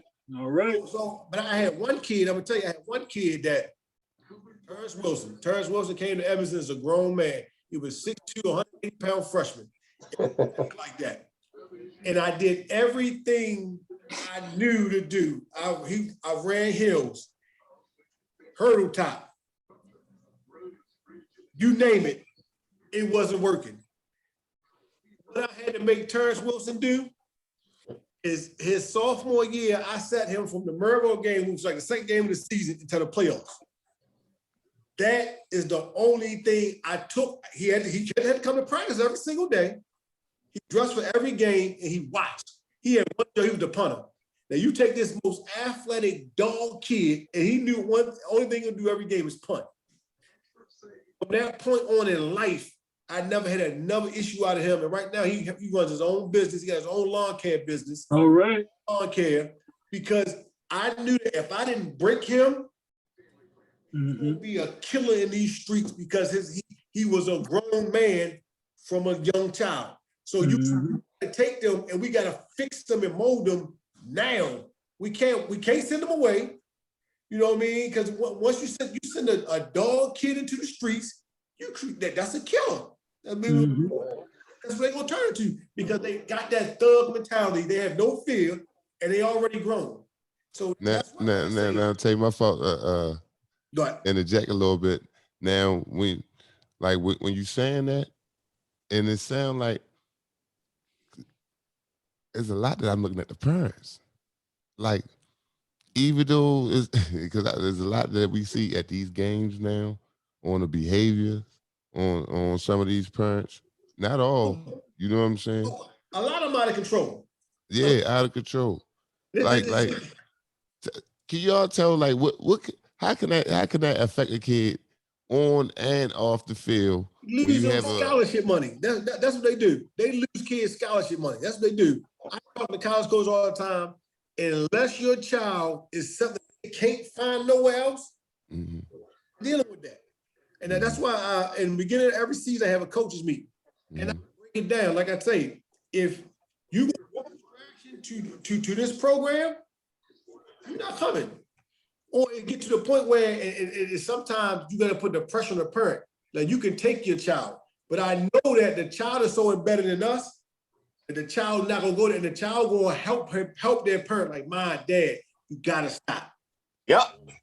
Because it's too many times. If I'm a college coach and I'm coming to a game and I hear a belligerent parent over there, and I find out that it's a kid I'm recruiting, I'm not wasting on that kid. Because 9 times out of 10, I got five of whatever kid I'm looking for. I only want one, so I got to eliminate 4. Is eliminate that one. So there's a lot of parents that put their kids back in the hood because they half of them never played anything, been trashed their whole life. Now that kid can play, and now they want to shine through their kids. I pull a person like, check this out. This is what you have to do. Either you going to shut up or you just can't come. Because I'm confident in who I am as a man, and I will approach any parent or anybody that's going to help my child. Because these kids deserve an opportunity to get to the next level. If they got the ability and the grades, no parent should hold them back. How about this, Dante? How y'all feel about coaches promising kids things? I'm talking about promising playing time or promising positions, things of that nature. How y'all feel about that? That's the worst thing you can do. Yeah, right. That's right. All I can promise, I know what they get promised. They get promised opportunity. Exactly. You get opportunity. That's all you get promised. I mean, and that's the difference. I played for these two. Coach Barnes mentored me. Herb ain't never, Coach Stan ain't never promised us nothing. You probably gonna hate me after summer camp. That's a promise. But other than that, no, that's that new generation of coaching. Yeah, see, that's the come to your school. I'm gonna do this. I'm gonna do that. Now you embedded to that kid. See, that's that new coach. That's that new coach that want to win. That's that coach that don't have trials. See, if you have trials, you eliminate that. You don't have to promise. You don't have to promise anything if you have trials. Just because the kid weigh 300 pounds don't mean he can't be a running back. You let him see that the back is somebody better than him, then he can't be that. You're right. You're absolutely right. And they don't have trials now. They don't have trials now. They just let you play what you played last year. They don't have trials. Now, Coach Hurt, how you feel about this? You have some coaches playing buddy ball, meaning they had their friends. They promise their friends. They promise their friends things. If you bring your son over here, I'm gonna do X, Y, Z. You know, buddy ball. Yeah, well, I think that's go along the same lines as a coach moving with his team. I believe that goes along the same lines. You moving with your team, because I feel like any kid that don't play for me is missing out on something. Okay. All right. If you miss me, you're missing out on something. No, I used to do something. Travel with him, all you're doing is learning his badass habits. Yeah. But I did this in a low profile. I actually smacked the kids, but I smacked myself first. I would smack them, and he'd see me smack him. I might hit myself on both sides of my face. You know, it was a psych job, but they think I'm really smacking. I ain't hit nothing. You know, it was a con job. You know? I used to knock their brains out. Yeah, I used to knock their brains out. That's right. That's right. Pay Still, attention. Look, Coach Barnes has a ring in his house right now that should be registered as a weapon of mass destruction. I don't know what the statute of limitations is, but I'm gonna look it up in the Maryland Code Book of Law, and I'm gonna find out what the statute of limitations. He used to turn his ring sideways, and he would just, and it wouldn't even, you know, his hands. He had these big ham hocks. He looked like a giant when I was. Yeah. You do something stupid, and then he would ask you a rhetorical question that you better not answer. I'm so dumb. It never occurred to me, Coach Taylor, this is what he was doing. He was like, son, when we say cover 2, where does that mean you're supposed to be? And if you answer the question, you're getting hit with the ring. Hey, Chris, that same ring, one time I smacked one of you all upside the helmet, and my finger swelled up. I couldn't get the ring off for 3 days. Couldn't take it off 3 days. He would be like, so, and he would look at you. Where were you supposed to be? And if you ask a question, you get hit in the back, and your head will be ringing for like 5 minutes. And you answered your own question. You did something stupid. Exactly. That's it. I didn't hit you for not knowing how to block. I hit you for knowing something stupid. And then he would tell you, he would say the most demoralizing thing in the world. He would say thank you every time he did something dumb. Hey, Dante, Yep. you still there? Yeah, man. What was the big kid we had? He went down to he went down south to play. Him Now, all the Norfolk with Wayne, big deal on them. Yeah, yeah. And you know, he got a good job down there now. And the other kid too, his parents were drug addicts. He left. Yeah. And did well. And he got his own business and everything, what have you. Yep. But you know, that's the kind of stuff you want to see. You want to see because it represents you and it represents the school and the family. That's the biggest thing about coaching is what you leave behind. It's not about I could care less. Like as a coach, I've won a lot, but my biggest thing is going on Facebook and seeing my players married with children. Exactly. You know what I mean? And things like that. Like it brings me so much joy to watch that. You know, like what makes a coach a legend is his tree. If your tree not bearing good fruit, then you're not a legend. You just in a way. You know what I mean? Because in my coach, in the tree, the bonds that come down to me, it comes from Coach Barnes, it comes from Herb, it comes from Coach Stan, Coach Pete. They are all the ones Coach Eaton that poured into me. And that's why I tell my kids, somebody play like, Coach, you so great. I said, no, I'm just giving y'all what was given to me. Problem is, a lot of these coaches nowadays never been poured in by greatness.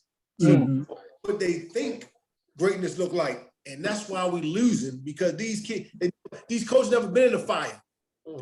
and under real stuff to learn the right way. Learn like right way. That's like playing Madden and you picking plays and always play work, and then you go out there and try to put it in with your team, but you don't understand the blocker scheme. You know, you understand what's going on, but you just a play that looks good, so you're gonna run it. And that's what we're losing. That's what we're losing on these high school level. I'm gonna go back to even Little League. The lesson about playing with Northwood is every age group had a different coach with a different mindset, but all greatness. You know, you went from Harper, Mr. Andrew, then you went to Coach Stan, then you got to Herb. All three of them coach totally different. Is every coaching style don't reach every kid. If you follow this team, it's gonna be that kid who never gets an opportunity because y'all don't mesh. You know what I mean? Or you can't pull the greatness out of him. And that's what people don't realize. Everybody want to jump and follow kids. No, it goes back to a lot of these. It was some Little League program when I was in Baltimore City that I didn't even go to recruit kids from. I didn't want their kids. Kids they were raised wrong. Kids don't come to practice. Kids do what they want, and then they get to me and wonder why they ain't seen the field. I said, dog, you don't come to practice. You will never play. Well, you might want to go back there to Pop Warner. And you got a very, very good point. Just like I would bring the counselor and the kids' parents look at SAT tests and see what they got to do and everything. So I can't promise you anything, but this is what you have to think about. And I bring you down here so you can see for yourself. It might help if you want to stay behind your kids. The light might come on. Yeah, I can remember that van that Chris was talking about. I can remember putting every year, I put kids in my van and take them to junior colleges that had football programs because some of them couldn't get that SAT score like Stan is talking about. And, kids like Chris, blew the SAT away. But I had most of our kids. They couldn't get that 700 that was required, including my own son. He didn't get it until May of his senior year. But I can remember putting them in the van, numerous kids, taking them to Montgomery College, Lackawanna, other college in Pennsylvania, and getting them enrolled. And once I did that, I felt, all right, I've done my job. That's it. Yeah. Just like when I was coaching Little League, I won a lot of games. I won a bunch of games. But that was satisfying. But the real satisfaction came from 85% of my kids went straight to varsity. They played JV. All right. And they started on varsity. As freshmen and sophomores. That was the satisfaction to me because it was the word that I prepared them well. Very well. Very well. That point, I think like a little bit stepping stones. It's lack of community. Like this could be a whole nother conversation because, all right, some would say it's not like that no more. You know what I'm saying? It's not like that no more. The kids always on their phone. They got so many distractions. They say it'd be so much. What do y'all say to that? Hey, Ted, everything goes back to day one. Say it again, Chris. Everything goes to day one. You set the tone day one. All right. Get rid of them phones day one. That's it. You got to come to work day one. You lay the law down. That's it. You lay the law down on day one. Very day true. The kids, one like I is tell the most important day. It's day one. Y'all talk about community. Yeah. Y'all talk about community. Coach Bond, I won't say the person's name because me and him are close friends to this day. He played defensive end he played defensive end. And Coach Bond will tell you, Coach Bond tell you that if you was a big back and you wasn't looking, I'll come get you. But if you was in my way, I'm gonna hold you up. I'm gonna get in your way long enough for somebody to come help. Exactly. He was not going to be eligible to play. And I didn't find out. We all kind of found out all at once. Coach Bond started reading off the names and goes, so-and-so, talk to your English teacher, and she said you are not going to be eligible to play unless you do such and such. So I ain't have no grade issues. Well, that wasn't my issue. So I was somewhere I was doing something else, reading something, whatever. He go, Chris, let me ask you something. How much you think you weigh for real? Not what I wrote down. How much you think you weigh? And I'm like, in my mind, I'm like, I tell him the number. He said, now I want you to know the team we playing the next 3 weeks, we playing a power I, a wing T, and an I. He said, if so-and-so is not eligible to play, the person that I'm going to put behind him weigh the exact same amount as you. Now, I never played defensive back, but if I was you, I think that I would be trying to do everything I could do to make sure that so-and-so could play. If not, that's right. You're going to be out there on that island all day long with these backs coming downhill right at you. And I know that's your most favorite thing to deal with. I looked at him and I said, I'm your new tutor. That's right. Every time Coach Bond seen him, I was 2 steps behind him, right on his hip. Hey, we get this done. Yeah. We getting this done. Ain't no way you can't play. You can't play. My life will change in a negative way. And I kept them eligible too. I was like, yes, you did. Chris, you say you're a teacher now, right? Yeah, I do curriculum development, diversity training, and all of that. So what do you see right now in like the kids? Well, the reality, the thing that I think is different is it's not that the kids are different, but they're facing different challenges. Mm-hmm.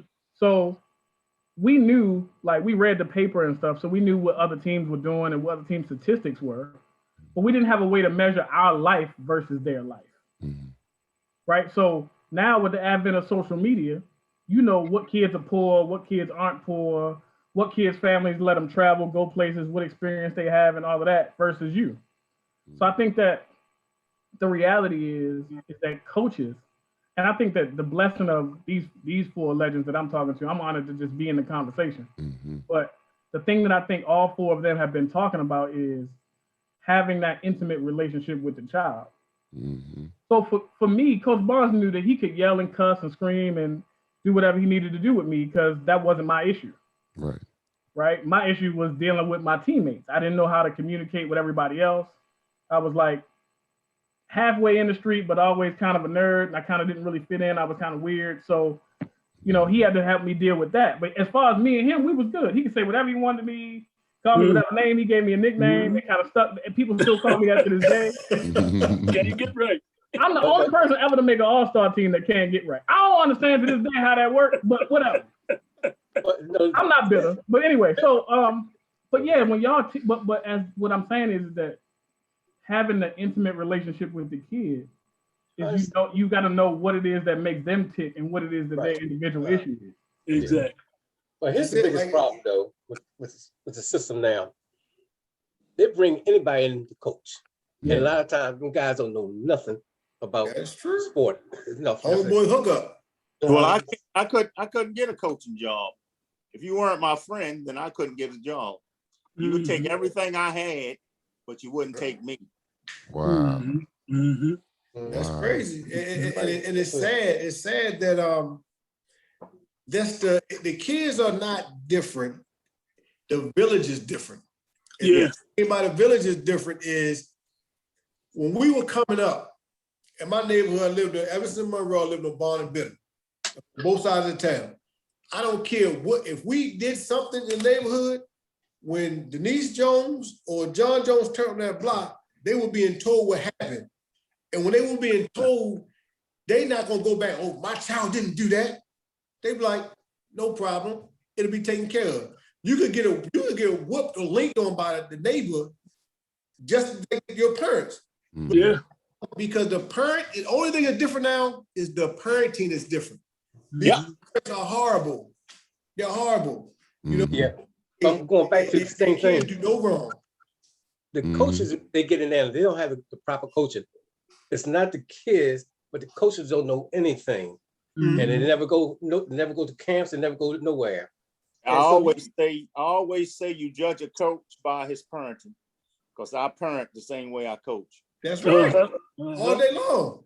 Listen, if the product in right now, and my kid, my oldest son, Shay's in Atlanta, killing a barber, doing a great job. Lord Dante's at Del State, running track, had a 4.0 last semester. Chloe's right. Q's. Like it comes to it, you see it. If some a poor father or a poor parent, it correlates to being a poor coach, because if you can't raise your child, how you gonna raise somebody? my child, like that's crazy. That's crazy. You know what I mean? And that's what people don't realize. That's big. You do your first coaching job is parenting. That's the trial and errors. You got to learn from parenting, you know. But like I say, a lot of people are scared to use the cheat code. The cheat codes are your mentors. They get codes. Tap into your mentors. I watch too many people who have questions, but will go off of their homeboy who don't know nothing. How you gonna bounce an idea off a dude that never played a down or nothing? And you know what? Sometimes, especially in this town, it be a lot of ego too. Especially like, all right, when you say Coach Herb name and we talking Pop Warner, you know what I'm saying? Well, I don't know what they call it now, but we gonna say low league football, right? And when you say his name, it's like you talking about a god. You know what I'm saying? Right?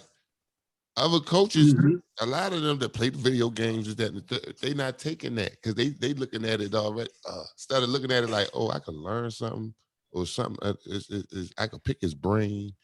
Nah, they doing it. They did it that way. I'm doing it this way. That's that old school way. I'm doing it. The kids ain't like that no more. It's kids are the same. Kids are. A lot of people are scared to get exposed. A lot of times, a person won't go up and want to sit there and have a conversation with Coach Barnes, Coach Herb, or Coach Stan, because they may be exposed for what they don't know. But what you don't know, that's how you build yourself. If I don't know, I'm going to go to somebody who's been doing it 20, 30, 40 years. They've seen every type of player that has coming through, they've seen. Like, people don't realize, people think that Tavon Austin was the first thing like that in Baltimore City. You go back to Larry Johnson. You know, it was Tavon before Tavon. So you've seen these kids, you've seen these problems, you've seen these situations. So instead of making it hard on yourself as a coach, tap back into those who know. I respect people. It is a group of coaches in Baltimore City that we tap into me. I'm not the OG, but I've done some things, I've learned some things, I know some things. And we still communicate. You know, the crazy part is the ones who know the least are the loudest and won't tap into anything, will continue to do the same dumb stuff over and over and over, but they want to be seen. No, if you're a coach and you only coach because you want to be seen, you're doing the wrong thing in the wrong. Exactly. I'm coaching all these years and I'm still learning. Got to. Me too. Got to. I'm still learning. If I get in the bind with some DBs, I'm calling you. If I need a coverage, I'm calling you. Listen, that is not my specialty. That you got to tap in. You got to tap in. Like I say, when I needed to figure out how to create little soldiers, I call Coach Stan, what you think I need to do about this? Well, I need to find out how to deal with people I can't deal with that's above me. I call Coach Barnes. Coach Barnes, I need you. Like, my just get out of mindset, my hood mindset taught me to attack. That's all I know is somebody come at me, come back at him. But you taught me how to finesse the situation in the win while letting people think they're winning. You know, Herb, when I want to learn how do I make this fun? Because one thing about this game, it can't be always war, fight, kill. Sometimes you gotta have fun. Can't be about your job. Can't be like your job when you wake up in the morning. Oh, no doubt. But Dante, the key thing is you're getting guys don't know anything about the sport. At all. They don't know anything at all, and everything. And you sit there and watch them, you say, man, what the hell they doing? You know? Nothing. They're doing nothing. They ain't helping the kid at all. Nothing. And that's part of motivating the kid. You can't motivate them. You ain't doing nothing. One time I had a conversation with an AAU coach, and our conversation was something similar to this. It was about, basically like mentoring, and when a kid get a certain age, do they stick around? So I said, it takes effect. You can't just leave a kid. If your time is over with the kid, you can't just leave a kid like that, because the kid will take that a whole different type of way. So he couldn't understand what I was saying. So he said, you know what, though, Chaz? He was like, man, there's so many kids that come, and sometimes us as coaches, we get caught up in who's the next thing. You know what I'm saying? What's the next kid? So we end up pushing the kid. And that's without us even thinking, because he had to sit back and think at that time, like, oh, I ain't even really think about it like that. But our job is to help kids to move on. And once we help them to the next level, whether it's working, whether it's college, the armed forces, when we help them to the next level, as long as we let them know that door is open and you can always come back, you can always call, you can always say, hey, how you doing? Mm-hmm. Then they feel, they feel like, hey, this person really cared, and I can go back, because kids tend to go back to where they were successful. That's it. They were successful in high school. That love. They'll go exactly. They come back for that love. Yeah. Exactly. Small thing is, like I say, just reaching out. Like sometimes I'll post on Facebook, the kid, the same way that kid needs you when they was 13, 14, 15, they need you 35, they still need you. You know what I mean? So sometimes I just send a message, text something, hit the kid inbox, just to say, and you can tell, and it been time, because one thing God gave me this insight to feel when something's not right. And kids like, Coach, how you know? I said, I don't know. It's just something God put in me that I felt that you needed to talk. Small thing, it'd be a 15, 20-minute conversation that the same way we took that kid when we needed him to help to be a great player. Because right now, it never stops. It never ever stops. Like I say, that's why if you are not serious about coaching and understand that once you are a coach till you eyes. Don't stop. Now I got kids that's 38, Coach Barnes, Herb, Coach Dad, y'all got kids that's 40, 50, 60, that been around so long, and it don't change. I think coaching is God-given. It ain't for everybody. That's true. It ain't for everybody. I think coaching is God-given, because it is. He gave me a talent that I didn't learn from a book. Nobody taught me, but God gave me this talent where I can say to you something that wouldn't piss you off. But if one of y'all said it to them, they want to kill you. And that's the truth, though. You gotta have patience to be a coach. Yeah, it's a calling. It's a calling. It's a calling. It's a calling. Too many people waiting for wanting to be seen, wanting to be for the little paycheck that ain't about nothing. You know what I mean? Or the clout. Like say somebody, you feel like you're somebody. If coach you feel like you're somebody, you're in it for the wrong reason. This is a calling where this is about changing lives. We are life changers. That's we changing lives daily, and we saving lives daily. If you in it for all, or you in it because you want to deal with the mothers, or all these different. If this is what you're doing, get out the way, because you are creating so many. Send these kids to jails or these cemeteries.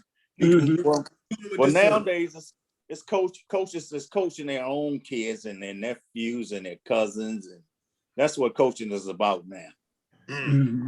Yeah. I knew that. One thing that I knew for sure. Two things I knew for certain. I knew that the sun rise in the east, and Coach Obie Barnes loved me. I knew that. You got that right. And when I was right, he was on my side. When I was wrong, the sun did not come up the next day. That's it. And one of the things that, to Coach Tay's point, right? Like, he sent me a message to come on here tonight. All he said was call me. I don't know what that means. I don't know if he mean, I guess that means call me right. Girl, I got to call you back. What? I got what? Hey, what's going on? Mm-hmm. To this day, Coach Barnes, I was at a restaurant with Sean Logan, who was his quarterback. Mm-hmm. We went out, and we took this picture together, and we posted it on Facebook. And to this day, he was like, "Look at my sons out acting like they like each other, Emerson and Forest Park." And one of the things that I think is interesting that I think would help is, now you're seeing a lot of the clergy getting together and having, interfaith dialogue about the conditions in inner cities. But I think the most powerful group is coaches, athletic coaches. If y'all got together and had that sort of, I don't know if that exists. If it does, forgive me, but that kind of thing. Like one thing I got to see in that All-Star game is, if you from Baltimore, the East Side and the West Side don't get along. Mm-hmm. So yeah, well, guess what? Now all y'all on this defense together. On the same side, exactly. Y'all can't communicate. Guess what? They're gonna score 40 on y'all right now. Mm-hmm. And I saw Coach Jones, Coach Carter, rest his soul. I saw all of those people navigate all of those different nuances to our community. And I think that the major thing that I know I had as a high school athlete and student that I think these kids need is you need adults and coaches who understand your actual condition, that come from your condition. Coach Barnes was not afraid of nothing that was going on in that neighborhood. He wasn't scared of drug dealers. He wasn't scared of the street. He wasn't scared of the hustlers. He wasn't scared of any of it. If you was walking down the street wearing green, you felt untouchable. And from Liberty Heights all the way down till you got to Woodland Line, if you was wearing green, you felt untouchable. You'd be like, look, that means we good. Yeah. People would stop. Hey, that's one of Coach Barnes. Please don't do that. Please don't do that. I don't even want to have that discussion. No, just this conversation over. Leave him alone. Let him go. Leave him alone. I don't care what he said. I don't care what he did. Let him go. Nope. No, Coach. That's real. That's real. Wow, this dude is a straight killer. You scared of Coach Barnes. That's the same way I feel. That's the same way I feel in Baltimore. I feel safe anywhere I go because I know it's somebody that knows. That's it. Yeah. I know it's somebody that knows me. And they ain't even have to play for me. That's just gonna look out for me. And I tell you one thing we used to do too for the people in the stands, and Stan can tell you, because I remember one time Stan brought his team over there and beat us by 30 points. And after the game, I brought both teams together. We took a knee in the middle of the field and we prayed. Because like Chris said, I had some thugs up there in the stands ready to pull out their pistols. And they saw both teams out there praying and then shaking hands, and the thugs went on about the business. So, like Chris said, I knew every thug in the West Side, but they knew me too. Yeah, they the family. See, a lot of things that don't happen is building connections across the board. One thing I like I say, even when I was at Emerson, before he passed away, we used to practice with Dunbar. We didn't practice with Dunbar because I wanted our kids to know each other. We went on a 7-on-7 trip that Tracy took us on. It was Emerson kids, Dunbar kids, Merville kids, Lake Clifton kids. That bond on that trip to Virginia changed his lives because it's kids that interacted that would never interact before. Yeah. You spend this time together, you realize you might go to school, but you ain't no different than me. You know what I mean? And that's how you break down a lot of the nonsense, because we are trained to not like each other when we see each other, especially kids. But if you know somebody in that group, like for instance, I'm with my friends, Chris, you with a group of your friends, and we walk towards each other. The first thing in Baltimore, so you think like, what they trying to do? Tough we are. You see one person, hey Chris, once that exchange happens, everything just calms down. Yeah. But if you keep your kids in your own little hole, when you're coaching, you're always coaching against the coach. I've seen it on a high square pot one level. After that coach, so now what you said after that coach, them kids are saying F those kids. Yeah. You're creating a war that's not even supposed to happen. Against the team. Now, hold on, let me interject real quick. Let me interject real quick, Dante. I just got a message. And Daryl, Little Magic, Dorsey just now said, Coach Hurd, He said he still like to say thank you. He love you. He thank you for getting him out of jail. When he went, y'all remember Magic went through that deal, and he said he going right now. He said he paid for lawyers and everything. You see what I'm saying? And Daryl in Florida right now. Shout out to Daryl. He watching. Everybody know how great he was on that football field. All right, man. That's my child. Love it. That's man. Look. Hey, Coach Bond, the worst, so Coach Tay had us in this like complicated 4-3 defense, right? We playing. And the offense in the All-Star game, they behind. They trying to get time, and we killing them. They can't move the ball at all for no reason. So one play call, I come across the field, I knock it out of bounds, and I roll over on the Coach Pete's leg. Coach Pete Pompey almost fell down when I rolled over on his leg. I was there. I was at the game. You would have thought I shot him the way I was apologizing. I said, "Oh my God, Coach Pete, I'm so sorry. I wasn't trying to. I really do. I'm so sorry, sir. I please. Oh Lord." He's like, "Son, you're just playing, son. Get back on the field." Sorry, I'm trying to get the dirt off of him. It was like you instilled such a level of respect for elders and adults, and coaching right. Look, disrespect was the Coach Barnes and kid. We are family. So if you yelling, hollering, you're in the middle of the thing, whatever. But disrespect was not going to be tolerated. Exactly. You seen Coach coming with his. You seen Coach coming with his hat. Everybody was like, that's Coach Obie Barnes right there. Hey, that's Coach Obie Barnes right there. Look, you like, man, he everywhere. He felt like he had a million eyes. I'm like, he would tell you what you did this weekend. He tell you where you was at, how ignorant you was. And you like, who told? It's like, who? You look around, you realize you don't have no friends. Everybody counting on you. You don't realize as coaches, one thing we do as coaches, we got CIs everywhere. Yeah. We got informants everywhere. Yeah. Everywhere. And my kids at Evans used to always be like, "Coach, how you know this was happening?" Well, y'all girlfriends are my number one informants. Everything. The teachers, everything. So it's so many situations that you can diffuse because when you the village, that's the village once again. They know let's get this information to coach because he can stop something from happening before it happens. The village, and that's a major part because when everybody know that the common goal is love and betterment of these kids, everybody buys in. Everybody buys in. That's important. But listen, Dante, one of the biggest concerns, people in my ear talking about Morgan, and Morgan go out there and recruit all the people from all over the country, but will not recruit anybody from Baltimore. It doesn't make any sense. They gotta catch a cab or a bus to get out to Morgan. It shouldn't be like that. And everything. Have problems. I ran into a kid. Well, I ain't ran into him. He went to Dunbar, and he died last year. He was driving Volkswagen or something. He was driving. Had an accident and took him out. Right. So I was talking to this guy that knew him really well, and he said, "Man, they don't know this boy is well decorated."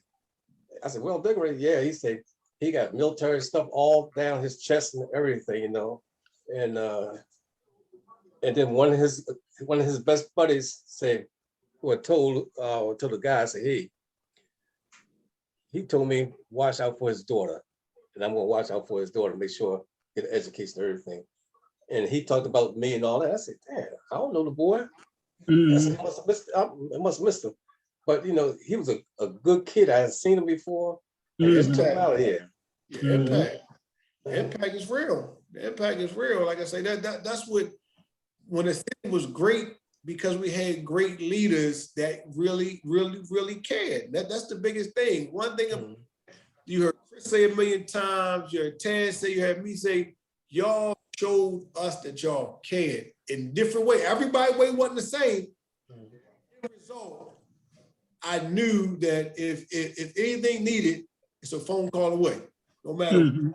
Just say what it is, Tay. Just say what it is, man. It was a different type of man. It's a different type of man back then than it is today. You know what I'm saying? Different. Like I'm not even gonna hold you.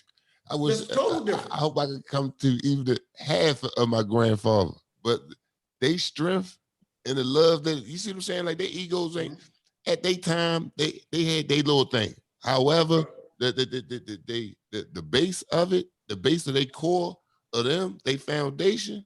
No, they stand up, man. It's gonna be this way or it's gonna be that way. You know what I'm saying? They ain't budge. You was gonna take them out they square. And another problem I'm saying, I'm gonna say that coming up, no matter, I had different coaches that may have done different things. Like, okay, all coaches, I found out as a coach now what happens behind the doors after games. I had no clue. I could assume, but the thing is, they never let us see anything. It gave us time to grow. This just, you watch these, every little league game, coaches walk around with red cups. Why? Tell me, you that hard up to drink that you can't wait till the kids are gone? Give them an opportunity to see something different. Or you go to a little league practice, you got half the parents over there smoking weed. Like, you can tell me that you can't do that somewhere else? Give these kids, because if I'm a child and I did a lot of things because of what I seen Herb do, what I seen Coach Stan do, what I seen Coach Pete. I did a lot of things. So if you ain't see what I did before I got there. you gave us the opportunity though. Because if I see Herb doing something, I promise you I'd have did it just because he was doing it. Whatever he did, we didn't see. So we had time to grow and see, like, okay, let me blah, blah, blah, blah. Now, once I get older and I decided to do certain things, I'm more mature, my body can handle it. Nowadays, these kids are 7 years old, watch their coach drinking and smoking. So what you think? Like Herb said, we in it because we loved it. But some of these young coaches now are in it for the show. For the show? Putting on a show for their woman or for their friends or for whoever. And that's the wrong reason. That's the wrong reason. That's the difference. But thank God, most of these kids are strong enough to survive it, you know. But the reality is, we know who faked. Kids, the team, the players know who's fake. Good point. You know, like there were other coaches at the school. I won't say any names. Who we all knew was phony, and then $2 bill. We knew that they was phonier than try to spend French money in Brazil. We knew that. And the reality is that because of Coach Bonds, it was like a lot of the chaos we had to deal with. It felt like he put a hedge of protection around us. Like there was I literally could see, and then, you know, playing on JV and then seeing the varsity, you didn't really want that kind of smoke, did you? Because if you acted up in school the wrong way, he will find, like, to this day, I'm still scared of Joey Gordon and Tavon Burrow. I don't want them text messages now. I'm scared of them today. I don't want that now. I don't want none of that, none of them problems. Oh, you play corner? Joe, come here. This one you can talk back to teachers in school. You like, oh no, oh, I don't want that. Oh, we good? No, sir. The village was strong. That's key. Yeah, that's what I'm saying. The power that we have, we got power. I played for Wild Wade. I would go home and smoke cigarettes in my mother's house, but he ain't never seen me smoke a cigarette. He ain't never seen me smoke a cigarette. Your stuff fell to the floor. That's anyway. Man, look, before we get up out of here, anybody want to say any last words? Because we gotta do this again. We gotta do this again. Oh man, it's been fun. We talk about all this coaching and everything. What we gotta do is do a 7-on-7 camp, and they could teach the guys, the young boys coming up and everything. And everybody's learning what's going on with habit. Because what I see, these coaches don't know. I see these coaches, these young boys out here don't have a clue what's going on. But we need to do a 7-on-7. I was in this do a whole camp. We need to do a fundamentals camp. A whole camp where we get back to the basics, you know. And, right, there you go. And bring the powers to be, the coaches who we know understand and want to and teach these young kids how to game the right way. Yeah. We need the coaches. The coaches need coaching. Yeah. That They is don't so have true. Yeah. Last thing I want to say before I go is this. I'm not a technical person. If this is a podcast, this is the right way to go. Because you get this out there, and the more people hear it and react to it, the more positive things are going to come from it. So, this is beautiful. What you guys are doing now is beautiful, man. You keep doing things like this, and people will hear and they will listen. Thank Believe you. Thank you. because this is the way to go. Man, I never Ted's doing been a great part of things. anything like this, man. This is nice. Thank you. Thank you. We're gonna keep pushing. We're gonna keep Yes, pushing. indeed. And part of that camp, we had a 7-on-7. We had a big boys camp in there. 7-on-7. All the fat boys they had, and they fed them very well. I remember that. They made sure they came back. I They remember fed that. them real well. Like, well, the last thing I want to say is, I'm just blessed to be able to just let all three of y'all know the importance that y'all have been in my life. Well, thank you. A lot of kids that I've poured into, it was just a continuation of my being poured into. And I love y'all. And I thank y'all for all y'all have done for these years in Baltimore City and changing and helping our city survive, and I will always love and praise and thank y'all for everything, just blessed. Just blessed. Thank you. Chris. Well, it's my pleasure. Yep. Thanks for having me. I Yes, appreciate indeed. it. I would say, I think I am standing on the shoulders of giants. And I think that watching how full circle this go, you watch Herb and Stan and Coach Barnes, and then see how that affected Coach Dante and how he affected my life. I think that I speak for every player that any of you have ever had at any level and say that one of the greatest gifts God ever gave us was y'all. Well, thank you. And I know We that feel the same way. We thank God for putting you athletes and allies. And I know that as human beings, you probably felt frail and fragile and broken at times and maybe stayed up late nights wondering if you were doing the right thing. But I would say that you really, really did the Lord's work for real. Well, And I think that one of the problems in our community as Black people today is we always wait till we in the book of Hebrews, all of these died in faith, and we want to give you the flowers when you're an ancestor, but I think we should give it to you now. Right. And I think, Coach Barnes, I want you to know how crazy this was. I was when I called you the other week. Yeah. I always told Coach Tay, I said, I've never been able to thank Coach Barnes properly for what he gave me and the ability he gave me to survive the things that I ended up having to deal with as an adult. And I think that some may be not articulate enough to say it. Some may be too emotionally fragile to admit it, but none of us would have made it without any of y'all. Well, thank you. Thank you. Because y'all saw hurt, harm, and danger that we never even saw coming. There's things that you probably don't, there's fires you put out, Coach Barnes, and I bet it's true of all of you, that the kid that you protected didn't even see it coming. Never even knew it was about to happen.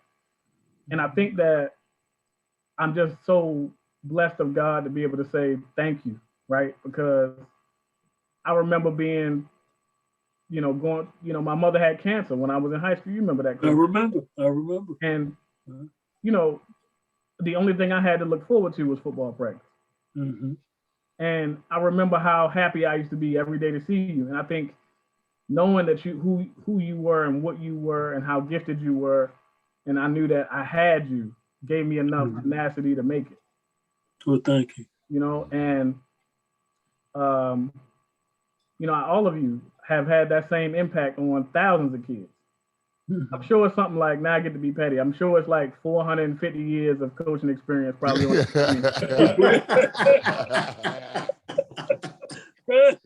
If each one of y'all done coached for 30 years, I don't think I'm off that far. On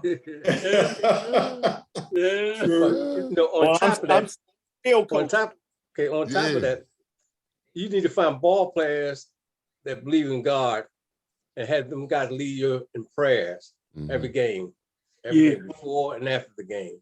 You'd be surprised. A lot of them don't know anything about preaching or whatever, but they'll pick up on you. They'll pick up. Coach Bonds had Muslims on the team. He had atheists on the team. He had all of that. But the truth is that we were all affected by his faith. Yeah, well, that's where most kids learned the Lord's Prayer was at football. Right. That's true. That's very true. That's where most of them learned that was at football. Mm-hmm. And he know it before we got in the huddle and said the prayer. Yeah, That's very true. You're right. Whole lot of them. Whole lot of us. Facts. Now look, I got two things to say. Coming behind y'all two, I'm not even gonna try it. But what I'm going to say, I'm gonna say thank you, Dante. Thank you, Tay, because you continue with this journey with me with this football. I've been learning so much, even up underneath you. And Coach Herb, yes, sir. I need you to let everybody know where you coaching at on Saturday, so we can come out and support and get on your nerves. Yo, we going to Jersey this week. We going to Jersey? All right, when y'all coming back home? When y'all we play home? We play home next week. I'll let you know. All right. And I got something else to tell you. I seen your Antonio Freeman thing the other night. Woo! You like it? No, I ain't like it. Because guess what? Go ahead. I coached him. See, I ain't know all that. Yeah, And he played baseball. He played baseball for my father. Baseball as well.